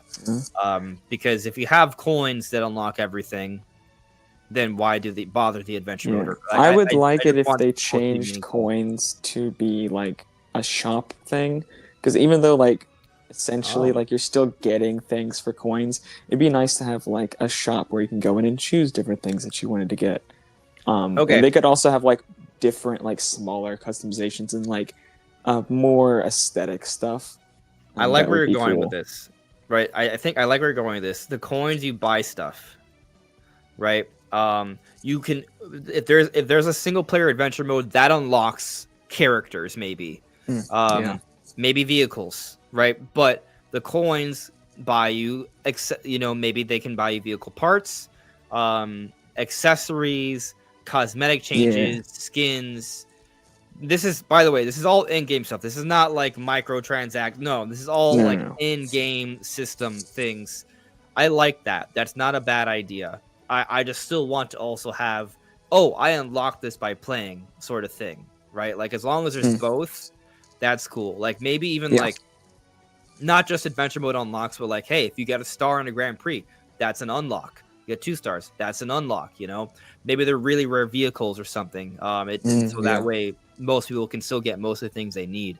But yeah, I think So I think the only that would be an vehicle like interesting that balance. is there's like a gold cart or I something. remember in Double Dash, like it was very kind of hard to get like the Golden Cooper or something like that.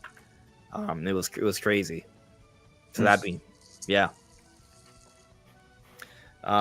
Fingers crossed we get an adventure mode. The one thing I'll say, Kevin, is that Mario Kart, whatever it is, has had more than enough time to be completely finished and fleshed out, right? Like this Yeah.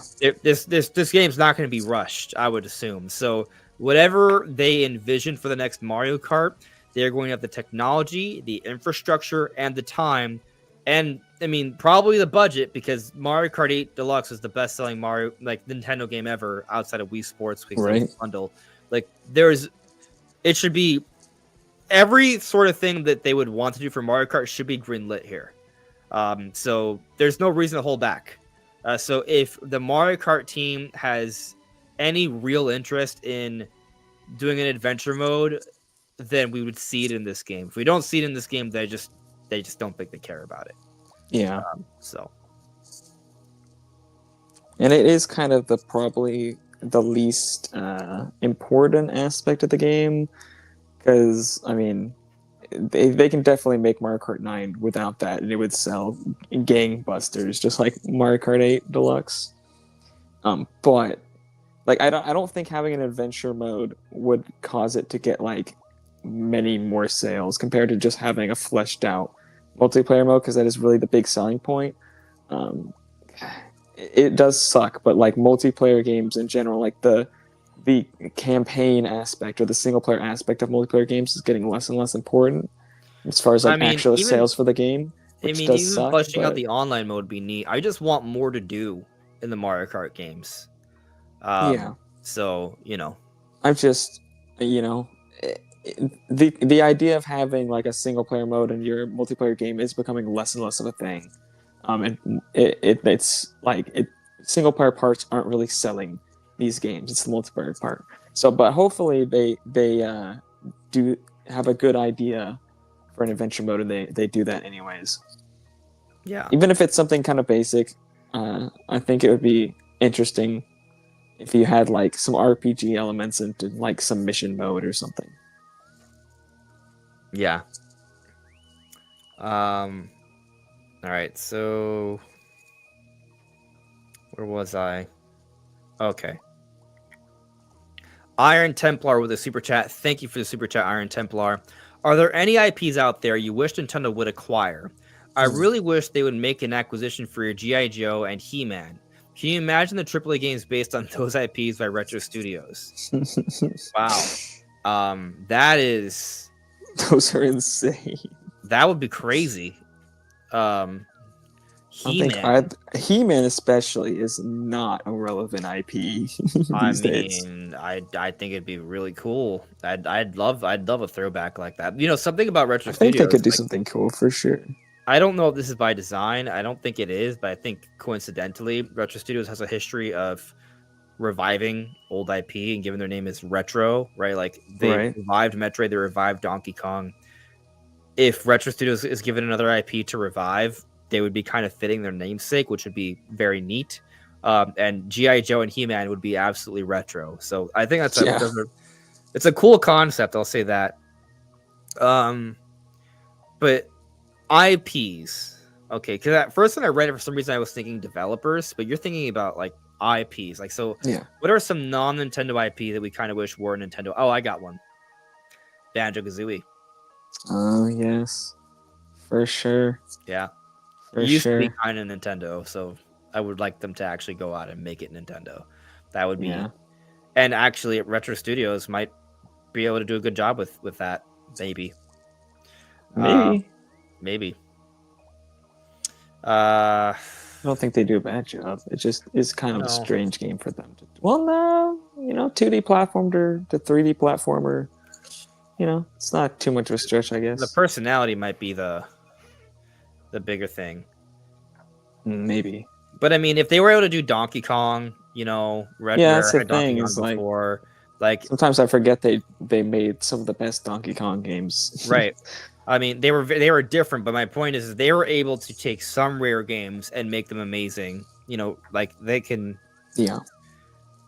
It's a different scenario, but I think they would be able to do it. And now, obviously, I would assume that they would hire the appropriate talent. They would get in the right skill set. Right. Or maybe it's another developer, but that is the first IP that comes to mind that I would want Nintendo to acquire. Yeah. I think if there's any other IPs that people that people aren't doing anything with that Nintendo could use, but nothing's coming to mind. Astrobot. Yeah. I think Astrobot is doing perfectly well at PlayStation is. Yeah, because I was thinking about Sony IPs, but I'm just like, they're still making Ratchet and Clank.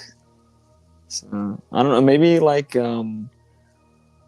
Sly Cooper or something, or Jack and Daxter. That's the one I'm thinking of. Jack and Daxter would be interesting. Yeah. Naughty Dog's not doing anything with that. But the other thing is that the developers that work on certain IP, like, they have the teams for that. Nintendo doesn't. So it's also kind of hard. Like, for example, like, do I want Nintendo to buy like a Resident Evil now? I think Resident Evil is good where it's at, right? I mean, in general, I don't think acquisitions are usually the best play. Well, I guess the other thing is, should we think about? We're only thinking about like video game IP. Like, what about Iron Temple? I brought up G.I. Joe and He-Man. Right. Those are not video game IP. So I'm just trying to think about like what's a thing that if Nintendo bought that would be cool that's not a video game already. Right. Because like, for example, Sony has access to Spider-Man IP, and that's crazy. Like, so like, is there something that Nintendo could get a hold of that would be like, oh, they can do something with that, right. And I could think, Lord of the Rings, they can make a Zelda like Lord of the Rings game, right? Or like, you look at, they can make like a Mario like Mickey game, which already exists in Epic Mickey. Yeah. So I'm not sure. I feel like whatever IP they would do I just want it to be something new. I thought of things. I don't know. Yeah, like, and I think about certain animes. I mean, maybe an anime they could turn into, like a popular anime, they could turn into like good. Like, imagine if they were to buy Attack on Titan, and they made a good Attack on Titan game, because there are Attack on Titan games, but they suck. Like, imagine if they made a good Attack on Titan game that flowed well. Right. That would be crazy. Honestly, I feel like Insomniac, who made the Spider-Man games, could make an extremely good Attack on Titan game. They might be able to. That makes sense. But let's not Nintendo related though. Yeah. Jose MC with the super chat. Thank you for the super chat. I may be late to this, but Metroid Prime 4 on the new Switch reveal. We talked about it a little bit, yeah. I think so. Rob thought so when he was here. Brandon, you think so? I We- do. yeah. So we all kind of think it. Yeah, we all think it's going to be there. But Rob brought up an interesting point when we were talking about it. Like I assume that Prime 4 is going to be a cross-generation title with Switch 2 enhancements, right? But even if it's not, Rob brought up how just through backwards compatibility, they might want to sell us some backwards compatibility. And so they might be like, hey, here's a big Switch 1 game is coming out. You can still play it on your Switch 2. So like having a moment just showing off backwards compatibility, if they choose Prime 4 to showcase that, even if there's no improvements, that would still be kind of a big deal from a branding perspective, or a marketing perspective, I guess. But I feel like at that point, if Prime 4 is in the reveal trailer and it's just backwards compatibility, that kind of also means like the type of trailer, like that has implications for the type of trailer, because that means you have to then be specifying features when you're showing them on screen. Because like for the Switch reveal trailer, they just showed things. They didn't really say what you were seeing. They're just like showing you things. This would mean like they would have to be like, yeah, this is backwards compatibility. Like this isn't a Switch 2 version. I feel like they would have to then like say that. So it is curious. I do kind of feel like we might get maybe some actual like words on screen specifying certain features at different points. I mean, like if they show off the mouse feature like that, I don't even know. Like I don't even know if they will show off the mouse feature. Let's remind yourselves that the Switch 1 reveal didn't tell us everything. We didn't know about HD Rumble. Like there were things that we were like, oh, like did they even show off any motion controls in the Switch reveal? I don't think they did. Breath of the Wild, no. Mario Odyssey, no. She's just playing on a controller. Maybe with Skyrim with the bow, the gyro controls. I think he played it with the Pro Controller, actually. Still gyro controls though, but I'm not sure. Yeah, but I don't think they showcased it. Was my point. I mean, I don't know. I've looked at this trailer a lot. I'm not saying I'm right, but I think I am. I mean, they didn't say anything, obviously, but I'm not sure if they ever showed use of Splatoon 2 was just a tournament. I don't think they showcased any motion controls. No. I mean, they may have been using gyro in Splatoon, and it just wasn't that noticeable. But I don't think so. I think they were just using dual stick. The other thing is these actors weren't actually playing these games, so yeah, they didn't even know what games they were playing. They just they were probably given like a basic explanation. Maybe they have an idea of the genre, right? Maybe they'd be able to guess, but they probably wouldn't actually know. So and that's pretty clear by the people doing like the Splatoon 2 like clipboard, like football-esque kind of plays. Right. The different arrows and X's and things. It kind of works, but yeah. Like you can plan like that, but that's not what people do as far as I'm aware. It's not that I've ever seen. Although I'm not a competitive Splatoon player, so maybe competitive Splatoon players would. Yeah. But yes, we think Prime 4 is going to be there. We'll see what happens. Demonic Brawler earlier, thank you for super chat. I think this was suggesting like a big third party reveal in the Switch 2 trailer. Metaphor ReFantasio. It's a popular game. That would do. Don't expect to see that in the reveal, but I do expect to see that this year probably. Makes sense. And sometime by the way, Switch 2's life for sure. I put up the poll over an hour ago. It has over 500 votes. Oh, nice. Let's see what pops up here in a second. I'm waiting for the poll's not popping up. I guess the 500 votes are taking a while to calculate. Yes. There we go. It took a minute, but there it is. Infinitely big. Yes. Ruby will be coming on for her interview soon. So yes, get your questions ready. But I had asked, what third-party game would you most want to see in the reveal? Of the 503 votes, 16% said Monster Hunter Wilds. I am surprised that Monster Hunter lost. actually. That's my thing, but it's a big one. Red Dead Redemption 2 at 22%. Final Fantasy VII Remake at 27%. And Elden Ring at 33%. And no, you guys aren't stealing Ruby. She's mine.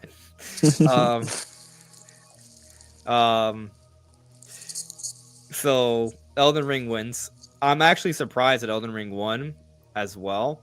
Just because at the beginning, I saw that Final Fantasy VII Remake was winning by a substantial margin. But it looks like our Zelda fan base trickled over. The thing is, Final Fantasy VII takes a little bit of the Zelda fan base too. But Elden Ring won at 33%. So,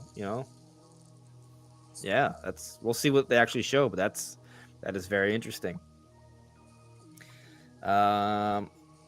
Getting close to catching up with the super chats here. There's still a few more. Link exists with the super chat. Thank you, buddy. Nate leaking Final Fantasy VII Remake for 2025 and Rebirth for 2026 is all I needed to buy the console day one. Hopefully, it does get revealed Thursday. Hopefully, it does actually get revealed Thursday, big bro. Yeah, I mean, we'll probably know before the end of tomorrow. So, fingers crossed. 7 Remake is a big deal, so I'm glad it's coming to the top, apparently. I mean, I definitely expect it. Yeah. Leaks or no leaks. Yeah. Iron Templar. I mean, it makes sense. Like, we've kind of thought 7 Remake has made sense for a long time. There was a time we even thought it might come to Switch 1. Or we debated it, at least. But it's a PS4 game, but it's an impressive one. Yeah. Iron Templar was translated too well. Yeah, I mean, it makes sense why it didn't come. But here, Iron Templar suggests Miiverse with gameplay video capture would be fire. Yes, dude. Yeah, I showing really off would crazy love clips on Miiverse. That would be intense. I mean, I said it before. Like, in this day and age, it's especially like I miss Miiverse the most now because social media is so bad. Like, I dare not go into the comments on any social media from any. Unless it's like a smaller person, like anybody with over like a few thousand followers, the comments are just so toxic, and it's so many bots, and it's just people with the worst, most either uneducated or pessimistic viewpoints possible. It's just a horrible place. How do you feel? How do you think I feel about YouTube comments sometimes? Yeah. Live chat's always is pretty good. Yeah. Live chat's pretty good because people watching are people who actually care, right? Right. Hardcore fans, yes. Yeah. Appreciate you guys. I mean, not to say that the YouTube comments are always bad, but it kind of depends. There's a lot of bots in there too. I haven't seen bots lately. I just see. I mean, I don't know. It may not be. It's not a problem as much as anymore. But there's been the waves of bots over the years, but I think YouTube finds ways to kind of cut them out. I'm not saying they don't exist currently, but I haven't noticed lately. That's good. Yeah, but my main point is I understand where you're getting at with social media, like having a social media that was just about Nintendo fans communicating with each other about Nintendo games on Switch 2. That feels like it'd probably be mostly wholesome. I'm sure there's gonna be trolls out there, but that would be more easily managed. So yeah, I'm sure Nintendo would have pretty strict filters. Right, definitely. Let's see here. I'll be getting to the live chat in a few moments here. Let's see. Crossover Dreams with our super chat, or Crossover Dreamer with our super chat. Thank you. Kid and Krista think a new Ice Climber is coming this month. The presumed hints from Nintendo in games like Super Smash Bros. Ultimate imply it's either Hal or Sakurai. New Ice Climber. Ice Climbers game. That'd be insane. I mean, we did get a new Kid Icarus from Sakurai. Maybe new Ice Climbers. Take a series that was not really Can you imagine it's that Switch big and make it way bigger? They show off the Ice Climbers climbing, it's like a next gen mountain climbing platformer in 3D. Because there are mountain climbing indie games, and they're pretty cool. Right. But I would love to see a game focused on that. That would be crazy. As a 3D. It'd be interesting if it was a Celeste type game, but with two characters like linked up to each other. That'd be interesting. Like a That'd side be a scroll. 2D platformer. I mean, Celeste is a game about climbing a mountain. All right, so listen, that wouldn't be a bad game. That would be a fun game, but we've seen cooperative games where there are two characters interaction with each other, and they're cool, and they're not. It's not completely overdone, so it'd be neat. But I like the. I mean, it could be a co-op. This what I'm talking about could be cooperative as well. But the idea of like 2D or 3D, like I think a 3D game would just be crazy though. It'd be so different. Like a game that's a 3D platform. It'd be like Take-Two climbing a mountain. It's, I mean, what you're suggesting would be like, Two. oh yeah, okay, that one's a 3D like co-op game, isn't it? Yeah, it could have maybe some elements similar to that. But I don't. That game won Game of the Year. Like, what if like they after Breath of the Wild and Tears, because you can just climb mountains like that. Like, what if like, oh, what if we just made a game about climbing? But it would be neat. And I mean, if it's Ice Climbers, I kind of assume it wouldn't be like a big Switch 2 game. I assume it'd be like more of a smaller thing, like maybe like what you're suggesting, Brand, like a side scroller. But a side scroller is about moving. Well, it's actually not a side scroller; it's an up and down scroller. But vertical scroller. A vertical scroller. I would still be into it. So I don't. I'm kind of curious. Is this just like a random theory, or are they like putting it out there that? I guess I gotta watch their show. I'm curious what hints they are in Super Smash Bros. Ultimate for this game. Presumed hints from Nintendo in games like Super Smash Bros. Ultimate. What does that mean?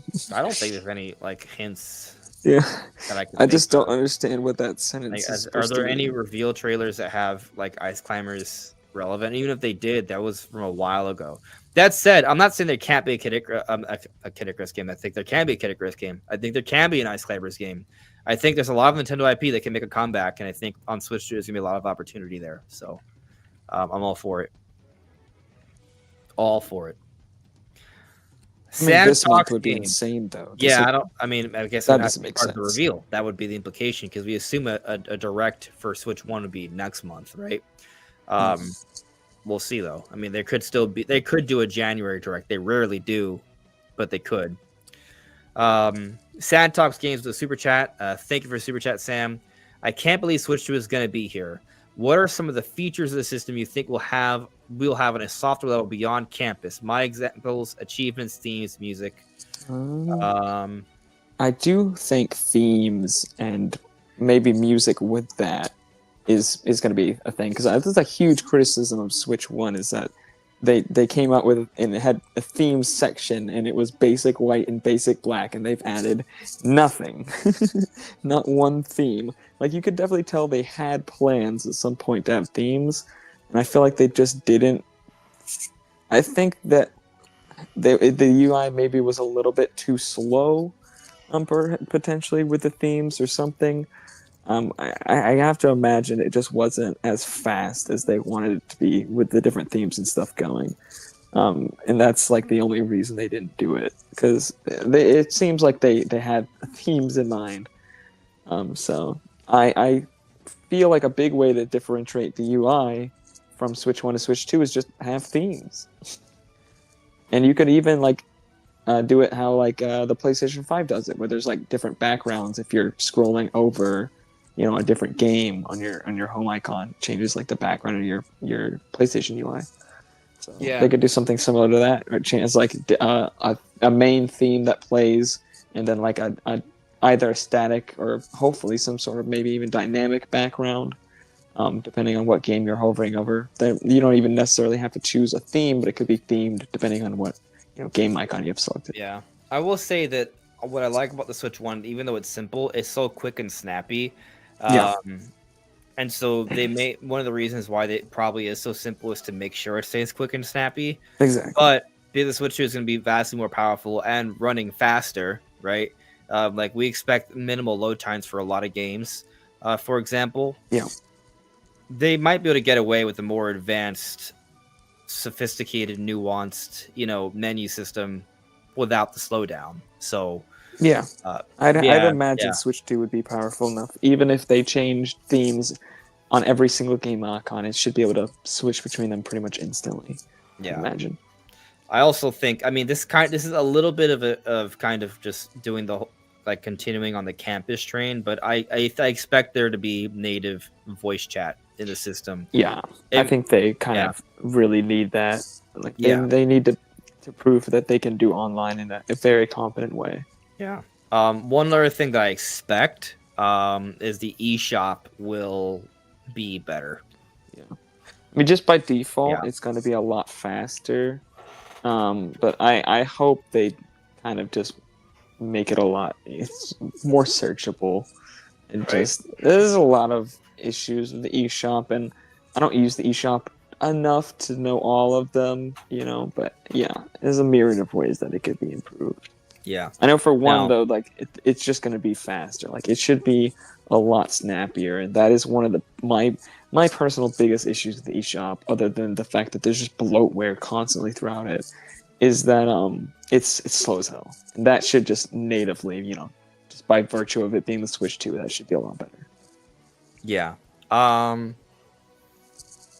These aren't things I like expect, but I hope will be there. A Miiverse like, app. I mean, you call it a Right. theory, right? But it's not like a theory that I'm like, oh, it has to be true. It's just like I kind of hope, right? Um, not Miiverse specifically, but a Miiverse like app, which we talked about earlier, and also something like Street Pass, I think would be cool too. Yeah. I assume that we're gonna get a much better Bluetooth chip inside the system, so you don't have to worry about your controllers disconnecting a lot. Like, dude, even with the Pro controller, sometimes I'll have it like rest behind my knee and it just stops Like working. sometimes I would like completely cover my controllers with my hands, just like because I'm messing around. I lose a connection briefly. Like I would like to see an improvement there. That's not a. I guess you could call that a feature if you It's want. pretty much a feature. And then I don't. I Hall think effect control stick, so no stick Yes. drift. That's a big one. That's a big feature. Yeah. I would really hope for gigabit Ethernet, because currently I believe it's maxed at 100 gigabits per second. Either even if it's not exactly that, you pretty much can't get beyond like 100 megabits per second on the Switch, even if you have it hooked up to Ethernet, even if you're using the OLED dock. Maybe a better Wi-Fi Ethernet card directly into it. Yeah, much better Wi-Fi card I expect as well. Like those are big ones for me. Like the Bluetooth and the Wi-Fi card, and Ethernet as well as a part of that. I mean, it makes sense to improve those things because if you're going to be having this heavy integration of campus, like this where you're having 12 people in a party chat and you're screen sharing and stuff like that, like you're gonna want to facilitate higher speeds, even though you don't necessarily need it, but you do it. And game sizes are gonna be bigger. They're just gonna be bigger, so you're gonna want those higher speeds for more download. I don't want to be waiting a million years. Like, dude, I swear on Switch there'll be like a gigabyte update on a game and it's like 30 minutes. I'm like, are you kidding me? Yeah. Still have a lot to get to here. Still got to the Ruby interview. I got to get to the live chat. So I'm trying to.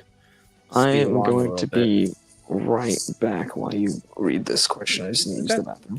All right. J2 Country returns with the super chat. Thank you for the super chat. The most important thing for the Switch 2, will amiibo be a thing or will they be discontinued?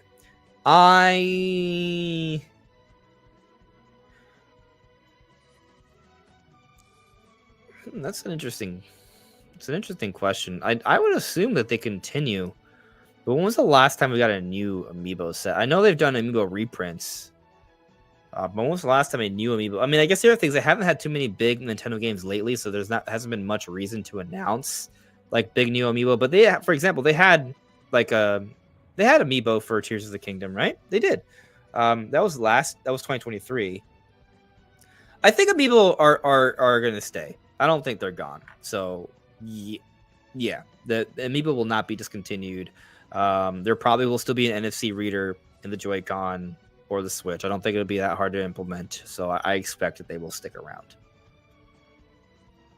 Free Metroid hat with another super chat. Thank you for the super chat, free Metroid hat. Theory: what if the forest planet from the Prime 4 trailer is Planet Phase before it gets corrupted? That would be so cool. Like, just to kind of see the root of it all before it happened. Like, that would be very interesting. And maybe you deal with whatever threat led to that. That would be, and it would tie in the other Prime games, but it wouldn't be about dealing with Dark Samus because Dark Samus wouldn't exist. I like that idea. Going back in time to Planet Phase before it became what it was. That is a very interesting idea. For those that don't know, Planet Phase was the home of, if I'm not mistaken, all the Phazon that led to all the things that went wrong in Primes 1 through 3. To see that before it was Phase, if there was a before of it, assuming there was an origin before that point, that would be very neat. That's a very cool idea for a Metroid hat. So we have now gone to the live chat. Let's see here. Lex, like Kirby amiibo would have been really cute. Maybe we'll get a new Robobot amiibo, for Kirby Planet Robobot. That'd be cool. That'd be neat. I see here that Gerard has gifted a membership. Thank you, Gerard. Tater Salad has won this membership. That is awesome. Thank you. Earlier, as Pill added me, would the Miiverse app use Mii's or the Switch Sports avatars? You can still make a Mii on your Switch 1. Yeah. But you don't make a Mii in Switch Sports. So I would like it if they did something like new with Mii's. Like if they've updated it to look a bit more modern, like still recognizable as Mii's, but add some more details, add some more customization options, some different ways to do it. Because I like the Mii's concept and I think it still works, but I do think it's very basic, like how it is. It is very basic because they kind of just like, I'm pretty sure just rip it off from what they had on Wii, right? They haven't really done much to change it. I also don't expect that if we do have a Miiverse application, it'll be called Miiverse. So yeah, I don't know if Mii's will be that big of a deal, but I kind of agree with Brandon. I don't want them to forget about Mii's, but if they can update them, that would be nice. Yeah, they just feel dated at this point, but people still love Mii's as a concept. Yeah, I mean, Mii's still some people still use them in Smash and Mario Kart. I mean. Maybe they do allow you to use I think you can use your Mii's in Switch Sports. I don't remember. But it would be good to keep them around. Cold Brew, good night, good people, fun chat. Till next time, have a good night, Cold Brew. Thank you for stopping by. Giovanni, 3DS had lots of cool themes and menu music. Could be awesome Switch to adapt to that. Yeah, for sure.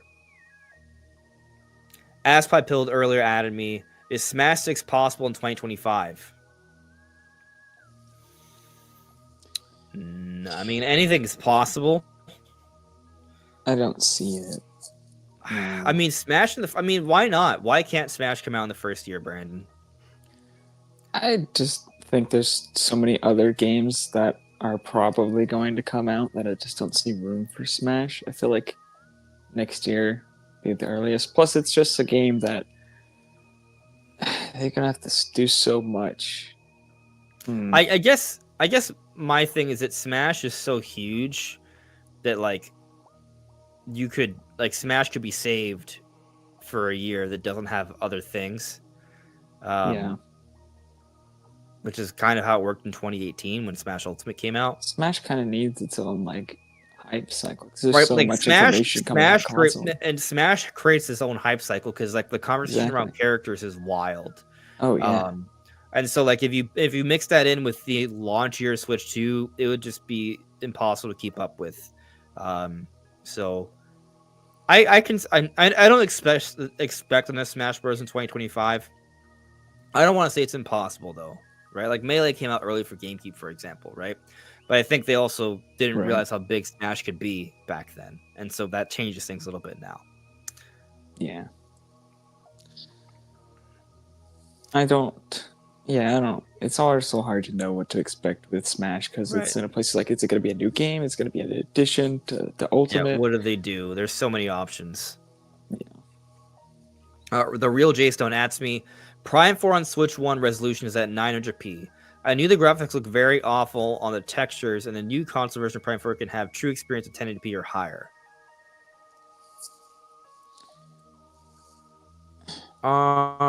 I mean, I wouldn't describe Prime 4 as looking awful.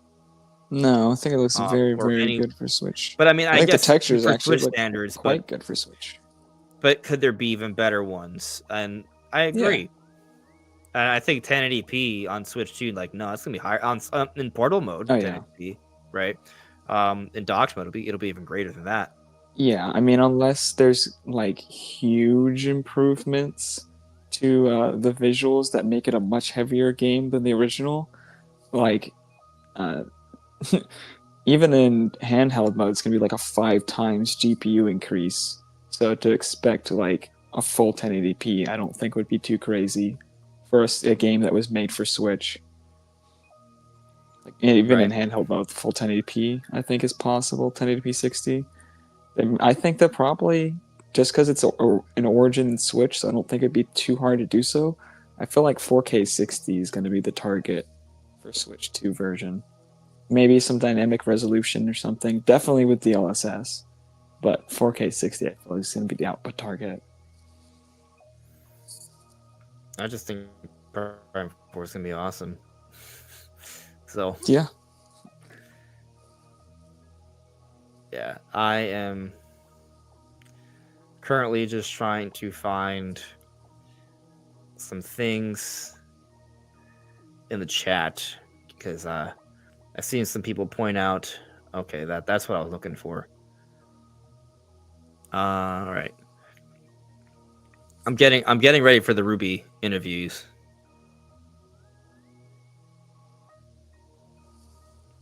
Melify Sky, I would love to see a racetrack editor maker in Mario Kart 9. Okay. I mean, when I first read that, I thought of F-Zero because F-Zero has a history of track editors. The thing about Mario Kart is I feel like they can be finely crafted tracks, but if you wanted to have maybe like a simplified version of that, I mean, I kind of see like, if you want to have a more in-depth thing, that would be cool. I mean, Smash has a stage editor, but that doesn't take away from the actual stages.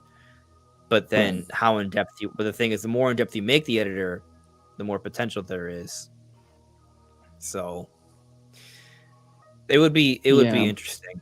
I agree with. I mean, like, there's definitely some potential there. I just wonder, like, does that take away from the uniqueness of all the tracks they do have? Depends how in depth they go with it with the editor. But it would be a way to definitely extend value. Be cool. Connor added me earlier. Andres and Brandon, the parade cart was for winning first place in the All Cup Tour on Mirror Mode. Thank you. All Cup Tour on Mirror Mode. That back on GameCube, right?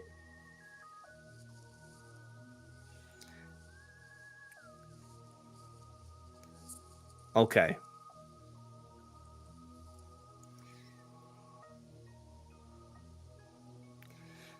All right. Let me get Ruby. It's time to begin the Ruby Q&A. Nice. So, give me one moment. Be right back. I'll probably bring treats so she doesn't run away.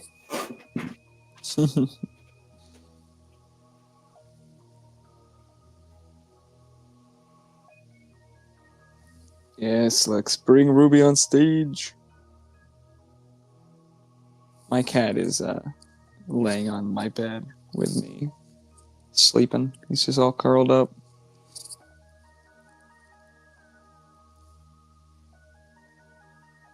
Star of the show, yes. The true host of the Andres Restart podcast. We're just stand-ins. Oh, look who came. Oh ho ho! Look at what it Unplug my is. headset here. Open. But Ruby, it's your time. We got a lot of questions for you. So every question you answer, you get a treat. Whoa! Here. Uh-oh. She's like, this is not what I... Do you want to eat it from my hand? No, she doesn't want to eat it from my hand. It's okay. I'll move this back a little bit so you guys can see her. Ruby. My cat refuses to be held. He Boots is not one to want to be held. He would be doing all this for sure, trying to run away.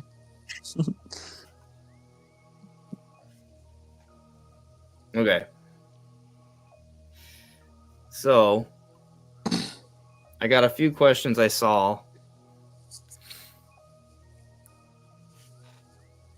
earlier. So, Having Hope asks Ruby, what is your favorite Zelda game? What is your favorite Zelda game, Ruby? Let the people know. Breath of the Wild. Breath of the Wild is her favorite Zelda game because you can hear birdies. Reminds her of real life with all the nature. Yeah. So, next question. I saw these earlier. I'm not going to be able to show them all like this, but Lex earlier it said, "Dear Ruby, do you want to come to live at Lex's house for a while? I totally won't catnap you, and it'll just be a fun little vacation. Would you like to go on a fun little vacation?" She's not clarifying one way or the other. It might depend on how long I hold her for. If she gets too annoyed, then she'll be like, "Yeah, get me out of here." So, Velociraptor goes, "I'm more of a dog person, but I like cats as well. I'm just an animal person." I'm more of a cat person. Dogs are a bit too much for me. They're too much for you? Yeah, too much energy. They want attention all the time.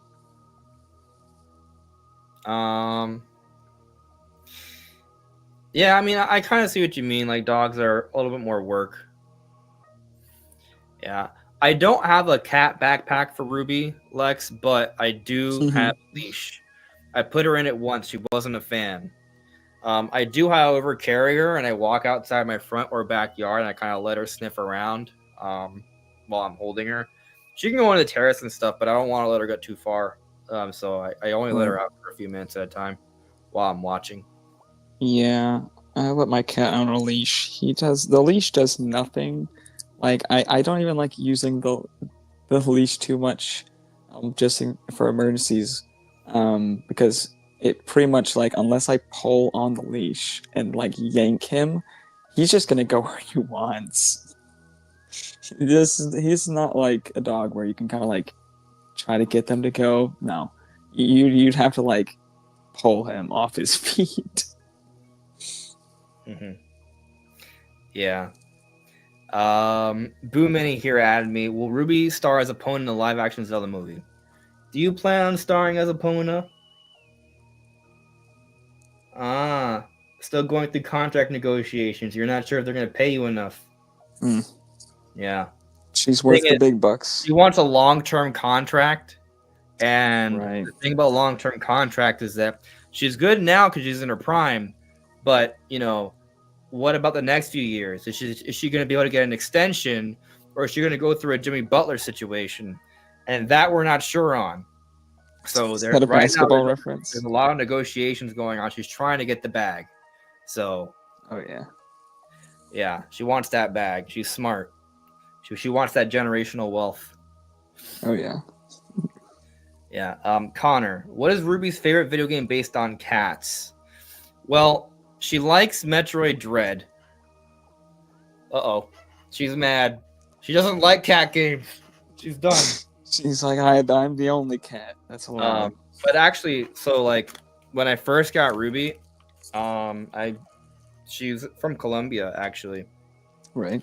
So I got her from a breeder in Colombia. I had some family in Colombia, and they kind of got her for me for like a week before I could go pick her up. And so when I got there, you know, she like started paying attention to only me immediately. She knew that I was her dad. But we did play games there with my cousins, and like I was playing Metroid Dread. I was trying to beat it in Dread mode, I think, and so she was just watching me play. She had no idea what it, she was just like staring at it, and so she thought it was, for whatever reason, it captured her attention. Like she doesn't always watch me play games, but sometimes she does. So she's kind of a gamer cat. Hell yeah. Yeah. My cat was enjoying watching me play Spider-Man for some reason. Yeah, I mean, sometimes they just like looking at what's going on screen. Yeah.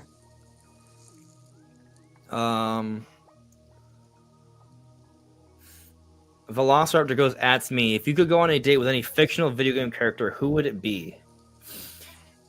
Oh, so this is not a Ruby question, right? This is an Andres question. I haven't really thought about this. No, I haven't really thought about it. I haven't really had, too many fantasies about this. I would prefer to date a real person. Right. But let's say if I had to pick like a video game character, if I had to get an AI girlfriend from any video game character, what would it be? Well, I will say that my favorite character in Smash is Pyra. So, okay. I guess if I had to pick Pyra, but Samus might be kind of jealous, and so that could be a problem. But Pyra can hold her own. She has a big sword. She creates fire, So she has a sister in Mithra, and they can rain down hellfire from the skies. Right. I mean, if I had to go with a Xenoblade character, I'd probably go for like Mio. She's cool. Yeah. She's cool. Yeah. Or Kevo-san would go with Midna. Midna is crazy. Yeah. Before or after the transformation back? I don't know. That was not specified. I would assume after. Yeah. I thought it was funny. Gerard in the chat said Rex enters the chat. That's the future husband to Pyra, Mithra, and Nia. So he gets 3. And Rex does become quite a threat when he gets older. So yeah. Yeah. That'd be funny. Zelda is obviously like the classic one. Oh, well, you know what? Breath of the Wild. There's a lot of good options. She's good. She's good. Cool. I always liked Skyward Sword Zelda. I was a big fan. Yeah. Connor asks me, "Don't know if it happens, but I know the HD remake of Robot is fake because why forget Triple Deluxe? I hope we get 2-pack collection of both Triple Deluxe and Robot on the Switch." Yeah, everybody wants the dual collection. Everybody's asking for that. I'm content with just Robot. Yeah, personally, I think it's just gonna be Robot, but with all the people asking for the double pack, maybe Nintendo also thought the double pack would be good. I don't know. Yeah. I'm now looking at the chat now to become like, oh, who's the best like Nintendo girl? And I'm seeing some really good like Lex brings up Saria. No, but Dorothea from Three Houses. Okay. Three Houses has some good options for sure. Yeah. That's Fire Emblem. Lex brings up Saria, hometown girl. She was the first love interest for Link. Yeah. Tater Salad Purra. Okay. Yeah, Purra's a good one. Who had mentioned it earlier? There was someone else who brought up. Having Hope says Binda and Medley. I'm just like, Medley is a half bird. So? Yeah, still hit. Fly. Hit, for sure. Flying's great. Having Also up to child. Urbosa, Mifa. Mifa's half fish or all fish, but she was still in love with Link. True. I mean, the thing is, in the lore in Breath of the Wild, like there is like interspecies relationships. Yeah. The Gerudos, they mate with Hylian men. That's how they can have kids. There's no other way. Zora's fall in love with Hylians as well. So that's. I don't know about any Goron relationships. That one's a little bit less clear on how that works. Yeah. Connor, what about Susie Haltman from Kirby? Okay. Who? Django, honorable mentions though. Palutena. Oh, dude. Samus, of course. That's a good one. Edelgard, Camila, Petra, Yeah. Yunaka. Okay. Got some good ones there. Edelgard. You know, actually, when I played Fire Emblem Three Houses, the route I chose was the Edelgard route, and at the end, that's the route I chose to marry Edelgard. What's funny is I didn't realize that Edelgard was like a crazy like psychopath killer, and the other timeline, like there's different paths you can take, right? In my path, Edelgard wasn't like, you know, the next Adolf Hitler, but in the other one, she's crazy. So. Yeah, Cynthia from Pokemon. Okay, I'm a Cynthia fan actually. Cynthia's pretty cool. There's actually a lot of Nintendo girls. Like the more and more you think about it, there's a whole bunch. There's tons. Yeah. I'll put on my headset. I don't know if if you guys can hear any like looping audio with my headset off. Cool. I don't hear any. Oh. If you don't hear anything, does anyone hear anything? I don't think so. Link exists. Andres' best girl. Thanks. Michael J. When do we get a new Nintendo IP? My bet we get one this year. There will be a new Nintendo IP this year. I mean, technically, the online. So within the first 12 months of Switch is a good bet. Yeah. The online playtest, like that, oh, yeah. that's the new IP probably. Yeah. Hasn't come out yet though. I wouldn't be surprised if we have multiple new Nintendo IP this year. The Monolith Soft game, supposedly they're working on a new IP, right? Like that. I don't know when that's coming out, but that's a possibility. Gauge Boss, Twin Tail from Arms. I see you. Thanks. I see you. Dummy Thick Aerith, who's not a Nintendo character, but still, that's a good one. Lex, Bayonetta. Yeah, that's a good one. Oh, yeah. Bayonetta, I mean, she's a popular one. Tony, Konami Kuran, female Byleth, Cross, Dorothea. Byleth is a good one. Yeah, I see that. Yeah. Min from Arms, yeah. Min-Min's popular because of Smash. Oh, on the note of Xenoblade, because I see Tony brought up Xenoblade X. Yeah, Elma. I mean, Tony brought up Elma. So, yeah, Elma. And Elma's got a makeover in Xenoblade X Definitive Edition. I like her new look. Yeah. Yeah. The real J-Stone, Daisy's underrated. I like seeing all the comics, Daisy and Luigi together. Those are fun. Definitely some interesting options there. Anyways, we've been streaming for 3 hours. Still got like 240 people watching this late, so that's impressive. Thanks, guys. Thank you everyone for stopping by. I think we've pretty much reached the end of tonight's discussion. Is there anything you want to say, Brandon? Gun to your head. Who's the waifu you pick? Zelda. Which one? Skyward Sword. Skyward Sword is a good one. Yeah, I mentioned earlier, but I think Breath of the Wild Zelda is my favorite. It's a good one. Yeah, it's a good one. Anyways, thank you everyone. Hopefully we'll be doing some more live streams soon with hopefully some big Nintendo announcements soon.